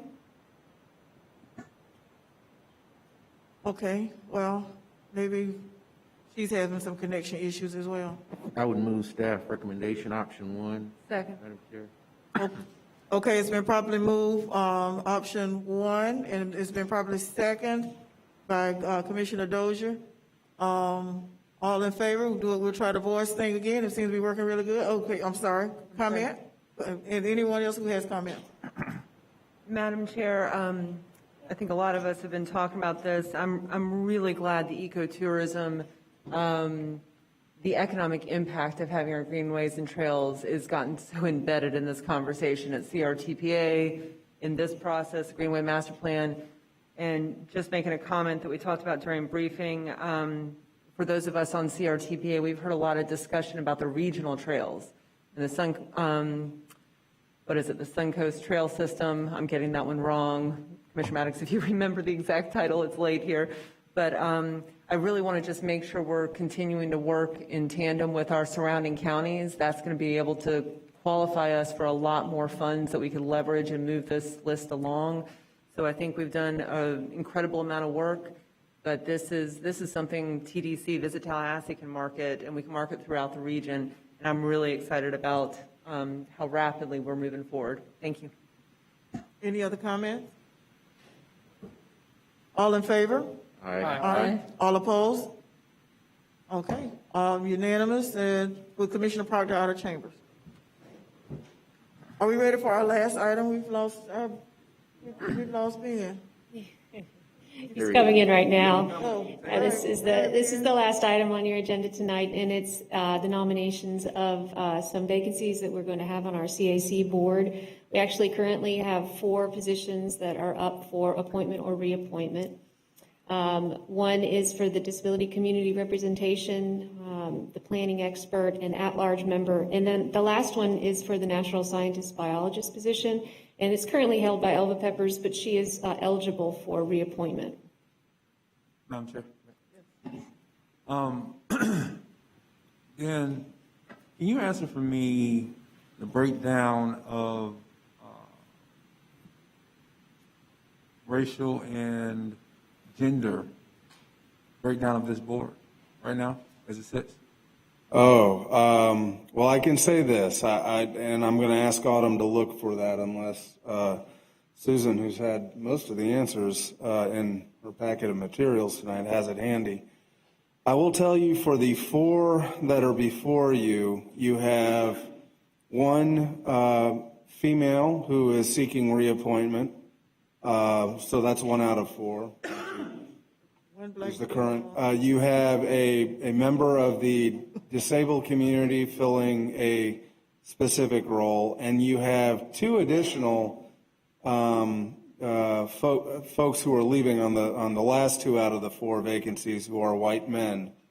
So in terms of what's before you today as an opportunity to increase diversity amongst the body, that's where that lies. And I honestly, I'm hesitant. I know the names, and I might get it right, but I'm hesitant to, on the fly, do a breakdown based upon the folks that I'm looking at here. Well, keep in mind that several of them are specific to a category. Yeah. Oh, I think more so than that point. The point I'm trying to make is we spend an awful lot of money on this within the blueprint. What I want to do is make sure that we are as diversified with that board as we possibly can, not just race and gender, but also geographically throughout our community because of the amount of money that we spend. Now, I'm not going to make the motion for it, but I for a person in particular, but as we have the discussion, I just want to make sure that that's in the front of our mind, what the current, not necessarily the people who are here right now, Ben, that's not what I was asking, what the current board or CAC looks like, and where that diversity may mix in within the realm of who we can appoint in the positions that they have to hold as far as the parameters around how we can appoint them. So it was just merely a point to ask, where do we sit now, take an assessment of where we sit now with the board members who are there, and how we can continue to make sure that we're diversified racially, geographically, and gender-wise on the board. It probably spends about as much money as we're going to spend here in Leon County and the City of Tallahassee. I would tell you, based on my research, and I did my homework, of all that are listed here, I know some of them are specific to certain categories, but the at-large is where we have the best opportunity to diversify. And on this list, the only person of color is Christopher Daniels. Madam Chair, I'll make the motion for Christopher Daniels as the at-large appointee. Madam Chair. It's been properly moved in second, moved by Commissioner Maddox, second by the mayor. You're recognized. Well, Commissioner Richardson. we can go with the motion. I was going to make a motion for all of the staff options with option 1, 2, 3 and 4 are already determined, but I was going to make a recommendation for 1 and 2. Christopher Daniels, of course, would have been. If you have a recommendation for 1, I'll accept the amendment. Okay. Well, then I will offer it as an amendment. Option 1, Daniel Beatty, and then, of course, option 3, Mandy Bianchi, hope I'm pronouncing that correctly, and option 4, Elva Pepper. I'll accept those amendments to the motion, Madam Chair. Okay. Madam Chair, before you vote, be sure you do have speakers on. All right. We will ask for that. Ask for speakers. Jim, do we have speakers on this item?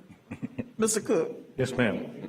We do have speakers on this item. Mary Welaunee is only speaker you have here in chambers and will be our first speaker. That As with our other items, speakers will have 3 minutes, and if you give your name and address for the record, that would be appreciated. Then we will go to the WebEx participants, and we'll begin there with Jeff Castor. Thank you, Ms. Welaunee. Thank you for being in chambers, and you're recognized. Thank you. For the record, my name is Mary Glowacki, and my address is 2018 Welaunee, Tallahassee. Thank you for the opportunity to introduce myself in person. I think it's important to put a name with a face, or in this case, a face mask. I'm an archaeologist. I worked 20 years for the Department of State. 10 of those years I served as a bureau chief for the Bureau of Archaeological Research and as state archaeologist. So I oversaw a number of programs from underwater archaeology to terrestrial planning to artifact collections and various Florida tribal interactions. Currently, I have a new consulting firm, which I started very recently, and I also continue with a non-profit foundation for archaeological research. As a consequence, I've had quite a bit of experience working on different levels with governments. I'm also on the board for an archaeological society here in Tallahassee. So I've worked locally with the state, federal government, even international organizations, in addition to working with a number of organizations in the private sector. So I think I could really bring my expertise in many areas of organization and planning to the CAC. But most importantly, I believe that Blueprint could really advance its cause and be augmented with more promotion of the cultural, that is, the archaeological and historical resources of Leon County and Tallahassee. They're rich, and it's these kind of things that really give people meaning to place. We all need food, clothing, and shelter, but these projects where you have greenways and parks could really be strengthened by having something that explains to people who had this home here and who was buried here and what tribe occupied this area. These things you can find in museums, but a lot of people really have other interests and want to be outside and engaged in many different areas of spirited enjoyment of the community, not some stuffy library. And I think that there is an opportunity to really take these resources and share them in a capacity that would dovetail and strongly enhance what kinds of projects Blueprint has undertaken. So that's all I have to say, and I thank you for your consideration. Thank you. For the record, Madam Chair, I want you to know that Mary comes highly recommended. I'm sure several of us have been contacted. And you should know that you have, Mary, you have some very big fans in this community that have reached out on your behalf as well. True. Well, the interesting thing is that you're my neighbor, but I didn't hear from you. I live in the Nenes too. Say again? What street are you on? Mavis Circle. Oh, okay. All right. Our next speaker? Next speaker would be Jeff Castor, and then Max Epstein. Jeff Castor should be connected virtually. Yeah. Hi, I'm Jeff Castor here, 7912 Bear Creek Road. Max? Yeah. I'm sorry, Jeff. Can you hear me okay? We can't hear you. Okay. You cannot hear me. Try. Can you hear me now? It's gargled, but we do know that you're speaking. Okay, how about now? I turned it up as loud as I can. Okay, just go ahead and make your comments, and we'll do our best. Okay, I'm going to make it as loud as I can here. Jeff Castor, I'm at 7912 Briar Creek Road. landscape architect by profession, having spent 27 years at the Florida Department of Transportation, 10 years at the Florida A&M School of Architecture, and about 25 years as a volunteer in the Warren Lakes with the Homeowners Association. I'm best known for my work in conservation of natural resources and scenic beauty.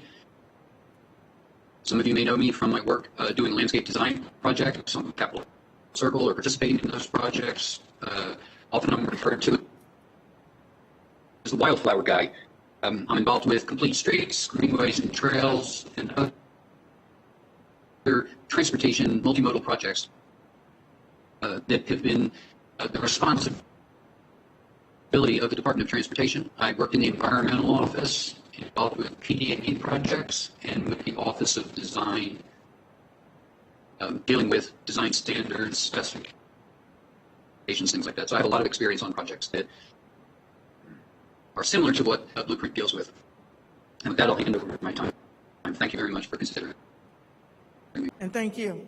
Mr. Cook? Next is Max Epstein, and then Teresa Bender. Hello, everyone. Thanks again. I'll make this brief if I can, but seems like the decision has been made already. I just wanted to throw my ring in the hat because I'm already involved in most of these. I read the Blueprint agendas. I'm pretty involved in a lot of the projects that are coming up as well.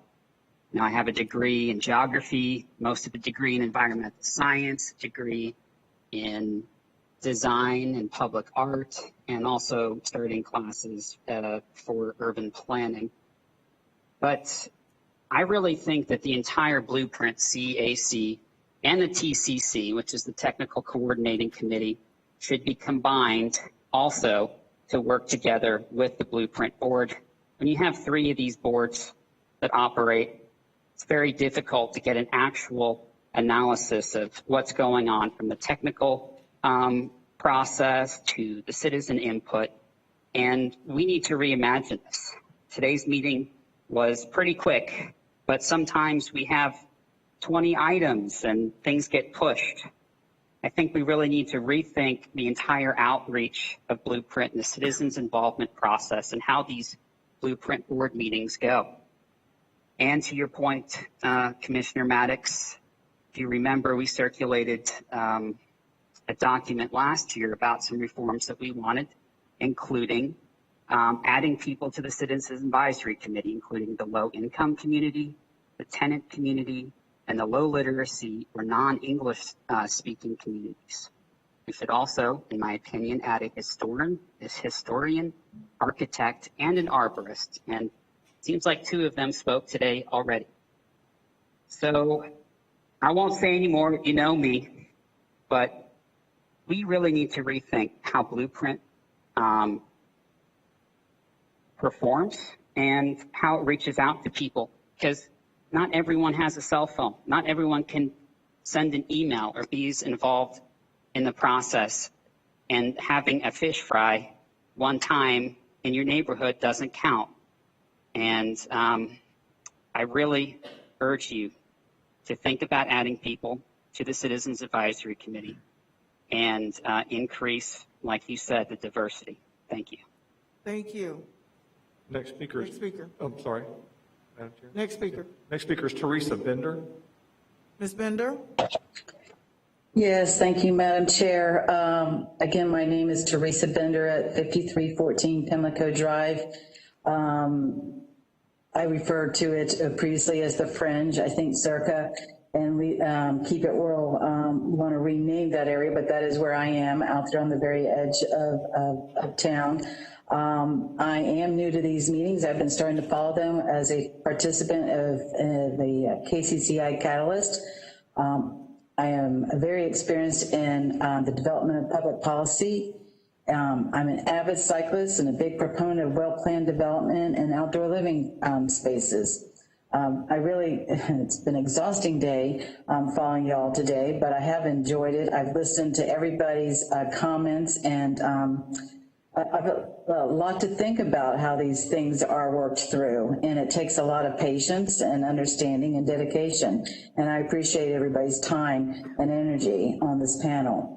You have a panel of qualified applicants to choose from. Any one of them what I consider would be an asset to the CAC, and I just appreciate your consideration of my application. Thank you. Thank you, and thank you for hanging out with us today. Please come back. Is that the final speaker? That's the final speaker. We had Susanna Grissel, but she had dropped, so I think that is the final speaker on this item or any of the items that you have on your agenda for today. Okay, we have a motion, and we have a second. Is there any discussion? Madam Chair. Commissioner Dozier and then Commissioner Welch. Thank you, Madam Chair. First off, I have to say this is I think the most applicants for the CAC that we've ever heard from directly, and I'm really liking this.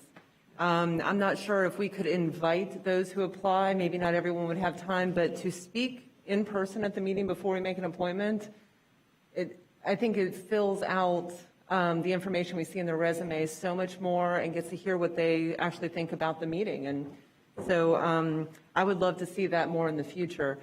For this group, the 4 people that we have for option 1, that's what I'm going to focus on. All 4 of them could be exceptional. I think diversity of geography, of all the different categories we normally speak of, is really critical, but we also need diversity of experience and perspective on the boards. We've got Kathy Bell and others who are engineers who are phenomenal. She's the Chamber's appointment. And I was ready to support Mr. Blvd. I mean, we normally don't debate these appointments, and I know that's where the motion is. But I would like to say 2 things. One, he does note a potential conflict if they're representing FDOT or working on a project for Blueprint. I did note that in the application. Is that correct, Ben? Yes. So that's not a direct conflict, but it's a potential conflict to come up at some time. But his experience does overlap with others. So Mrs. Kowalski, I hope I got that right. I think we focus so much on our culture and heritage with this board, which we celebrate. I think having someone with your expertise on the board would be very good. And as the mayor said, you come highly recommended. I did get emails from others. And Mr. Castor also brings a different expertise in from a landscape and more space planning, park planning, other things like that, which we focus on a tremendous amount. It's not just roads. So I would really love to make her, I know this is a stretch perhaps, if we could pull out option 1, if there are other conversations to be had. If we're focused on Mr. Blvd, I'm sure he would be quite good. But I really think we should consider Ms. Kowalski or Mr. Castor because of that diversity experience on the board. And I'd love to hear what you all think about those different candidates. Thank you. Thank you. Quite frankly, I mean, my interest was getting the diversity in the board. So if there's other opinions on there as to what one should look like, I'll go ahead and pull it out as long as my second is okay with it and allow you guys to talk about that one. So items 2 through 4 with Christopher Daniels being the appointee for 2. I'll make that the motion. I'll accept the amendment. Who seconded? I wouldn't be in favor of changing any of those, Madam Chair, because it asks for a person with a planning background. And I've looked through all the resumes, and Mr. Beatty is the only one with a planning background. Now, if we want to change this, I don't think now is the time to do it. If we were going to change it, then that should have been said at a previous meeting, or we do it going forward. But to now, at this meeting, we need geographical representation, we need, I just don't think it's fair to those people that have applied, and they applied based on what we said we were looking for. Madam Chair, on point, these 4 qualify for this seat. And so they're all planners, but they're not all transportation. They're landscape planners, they're archaeological, I mean, they're planning in different ways. Is that correct? All 4 of these individuals qualified for that seat? They meet the requirements. They meet the minimum requirements. So that, Commissioner Richardson, I wouldn't be wanting Well, to I'm try not to change interested the. in- I'll second Yeah. the motion so we can discuss option Thank one. you. Madam Chair, call the question? Yes. Wait, just a moment. Mayor, were you trying to say something? Commissioner Porter had your finger up. Yes, I would be interested, I would make a motion for option one. We have a motion already on the table, so Okay. we got to Well, deal then with that can I one. provide an Table amendment? first. No, Okay. I accepted Commissioner Dozier. He seconded, so it's 2 through 4, with Christopher Daniels being the appointee for 2, and then we'll take up 1 after. Okay. Okay, any other discussion on the motion on the floor? Madam Chairperson, Yes, ma'am. can you just clarify what the motion is? Could you? Now, I'm sorry, Commissioner, the motion is items 2 through 4, with Christopher Daniels being the appointee for 2. 3 and 4 have already been appointed by virtue of the fact they only have one person that qualifies. So that's the motion. We'll take up 1 after this motion. Okay. All in favor of the motion, say aye. Aye. All opposed? Okay, thank you. So now we will focus on option 1. Madam Chair? Yes, sir. I would recommend staff option number 1, Mr. Beatty. I didn't get his first, I wrote his first name down. Madam, You seconding the motion? oh no, I have a comment. Okay, well, let's deal with the motion first. Do we have a second for that motion? I'll second it for discussion. Okay, second for discussion. Okay, Mr. Welch, you're recognized. Thank you, Madam Chair. I just wanted to say real quick, I know we've mentioned geographic disparity, and I just wanted to note that Mr. Castor and Ms. Bender both live in my district and represent the Northeast, and I just wanted to mention that for y'all's consideration. I have no problem with whoever we decide. Thank you. Okay, thank you. Any other discussion? Commissioner Porter, right? Yeah, I mean, I would like to say that in the interest of, a diverse representation, with the addition or the, of Ms. Bianchi, there will only be 5 out of 14 members who are women. That might even include Mrs. Glowacki. So I think we should consider that as well. Women Have are. a substitute motion? So yeah, I would make a substitute motion to appoint Mary Glowacki. I'll second that. Okay, it's been, we have a substitute motion. It's been second. Madam Chair? Yeah, and I'll support the motion mostly because she's here in person, and a lot of times it's difficult to get a quorum in a lot of our advisory boards, and this has been a long meeting, so I think that determination speaks for itself, so I'm happy to support her. Well, I wouldn't want to hold that against anybody not being here because this is not the best place to be at this point in time, dealing with COVID. So I understand why they're not here, and people may be at work, maybe dealing with children and homework. So there's a lot of reasons why people couldn't be here. I don't think that's the Well, and we didn't requirement. require them to be. And yeah, Madam Chair. so I get what you're saying, but if people watch it, I don't want you to think that you have to be in the room to be selected. So, all right. Any other comment or question? Are we ready for the vote? All in favor of the substitute motion on the table, say aye. Aye. All opposed? Aye. Okay. And I'll support it. I guess I didn't say aye, for the 4. Okay. Congratulations, neighbor. Is she still here? Madam Chair? She did slip out. Okay. I'm coming back. Yes. I'm coming back. Madam Chair? And Madam Chair? Okay. Okay. Time out. Listen, everybody said, Madam Chair, I have 3 sons, and when they're all talking, I ignore them all. So one at a time. Congratulations, Ms. Kowalski. Absolutely, I understand. And congratulations, neighbor. I look forward to hearing from you. All right. Okay, Ben first. Just housekeeping, that's all. So, Madam Chair, that concludes general business. There are 2 sections and then one that I just wanted to flag from before. Next section is the final citizens to be heard, and then you have adjournment.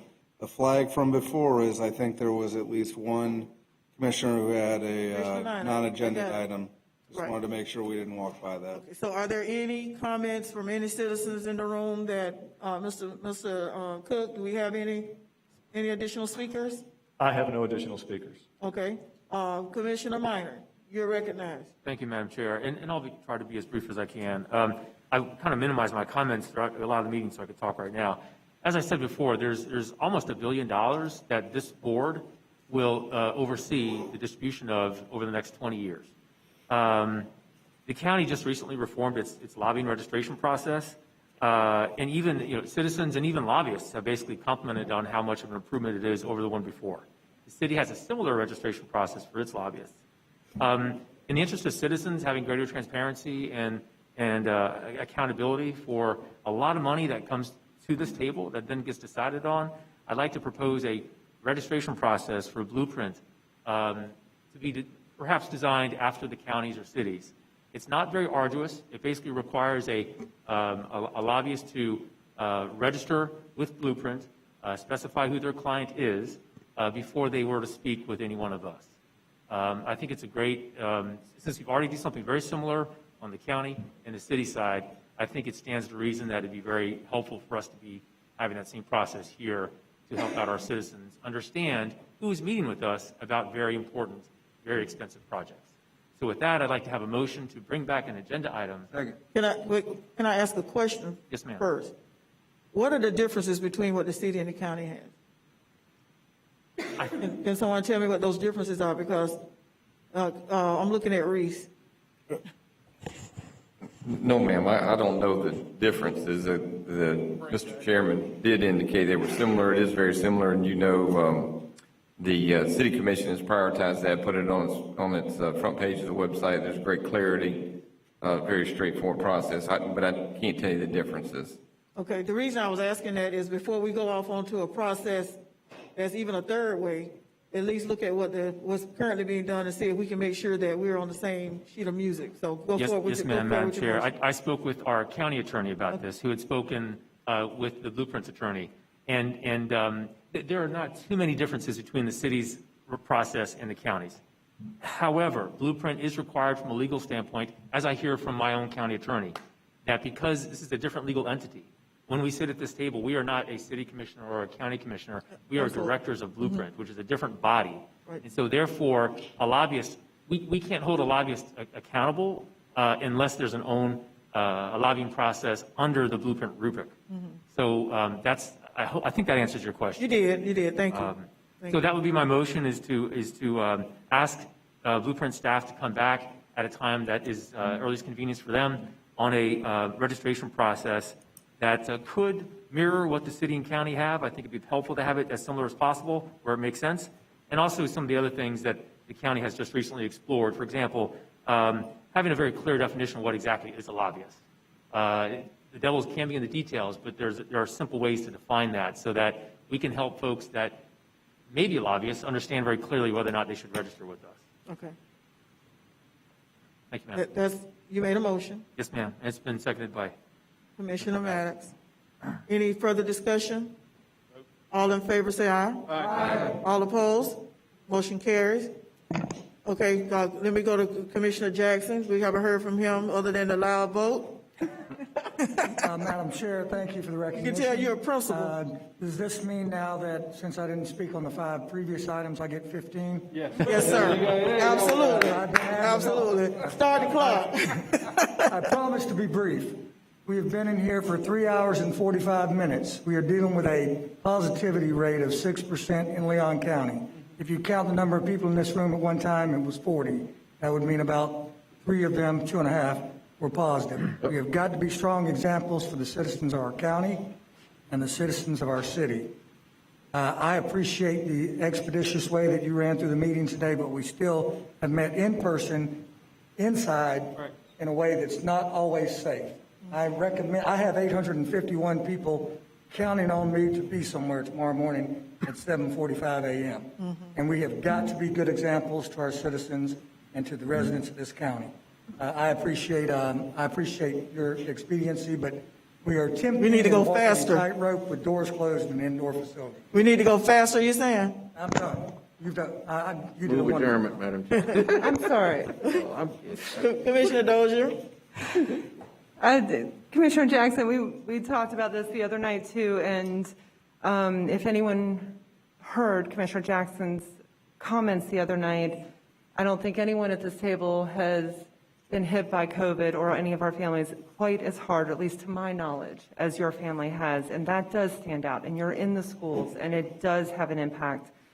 I got to say, this morning I read an article and thought about you, which was there's some cities in Miami-Dade that have found a way to continue to meet virtually based on their own council, despite the governor's direction. Quite bluntly, if we could do that, I am 1,000% for it. I think with the positivity rate in this state, we should continue virtual meetings.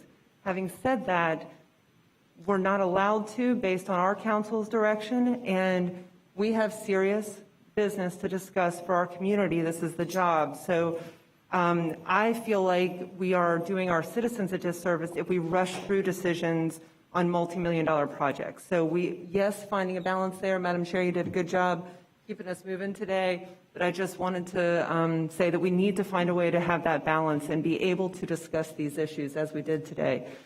With that caveat, I'm going to say that we have been here for this long, and even when we were in virtual or before the pandemic, there was always a tension with how long our meetings go.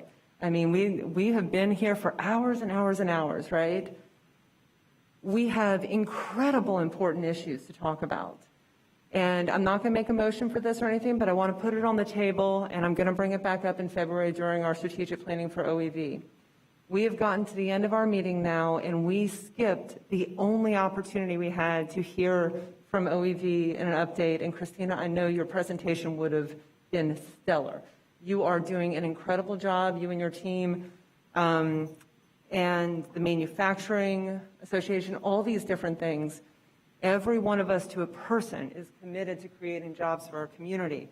We've been talking about homelessness and eviction this week, and I appreciate what the city's done, what the county discussion was, but we have to have time to talk about the jobs in our community and to really get into those issues. I think we need to contemplate, and this may be post-COVID, separating our infrastructure conversation from our OEV conversation and at least exploring what that would look like. We don't have that many meetings a year, but to have a dedicated time to talk about economic development, it may be a relatively short meeting compared to the infrastructure side, but we don't have a lot of time to dig into job training and apprenticeships and all the other issues that we are so incredibly committed to, and quite bluntly, issues that our staff is working hard on every single day, and we deserve to hear from them and to talk about those issues so we can make good decisions. So again, Madam Chair, I'm not going to make a motion for that, but I wanted to introduce it today just so folks could be thinking about it. I think there are some citizens that are interested in that as well because there's so much public comment on the infrastructure side. We don't always have time for economic development. Right. Last thing is that for the time of the meeting, I'm not going to make the ask that I texted Ben about 3 hours ago. I was really excited to see the Love Your Local video. We were going to get a teaser about that today. OEV has created a new program focused on local businesses, or really bumping up that program, I guess. I hope you'll send us that video, Christina, just whenever you get a chance. And I want to recognize, as I did Tuesday night, all of those who are focused on Shop Local right now. It is a critical time of year. With any time, any year, and with COVID, our local businesses are hurting, and we all need to be committed to shopping local this year to help support them. So I don't know if anyone else wants to see the video walking out, but again, for time's sake, I would do what you did. Please send the presentation to us. That sounds great. One of the things I think that will help speed the meeting up as well is that if in your briefings you ask those specific questions that you need staff to answer, and that way we're not asking questions that we can get answered in briefings, so that will help us move along. Because all of us have the opportunity for briefings to get your questions answered. I know I get my questions answered. So if we could do that, that could help reduce some of our, that could help us reduce some of our time in here if you get get those questions answered in your briefing. And then if it's something that you think is pertinent to the group, then you come to the group and say, we just, like I heard some of you say tonight, we discussed this in briefing, and then this is how you bring it out to all of us. Because, we can't talk to one another outside of this room. I get that. So bring those things that are pertinent. But sometimes there are things that we get off on a tangent, that we probably don't need to get off on. And I'm not saying that happened tonight, but it has happened in the past, and I'm going to do my best to try to keep things moving, because I'm with Jimbo. I've been fortunate. I've been to FAMU for testing a couple of times, and I've been good. I'm trying to stay good. So, meeting is adjourned. Yep.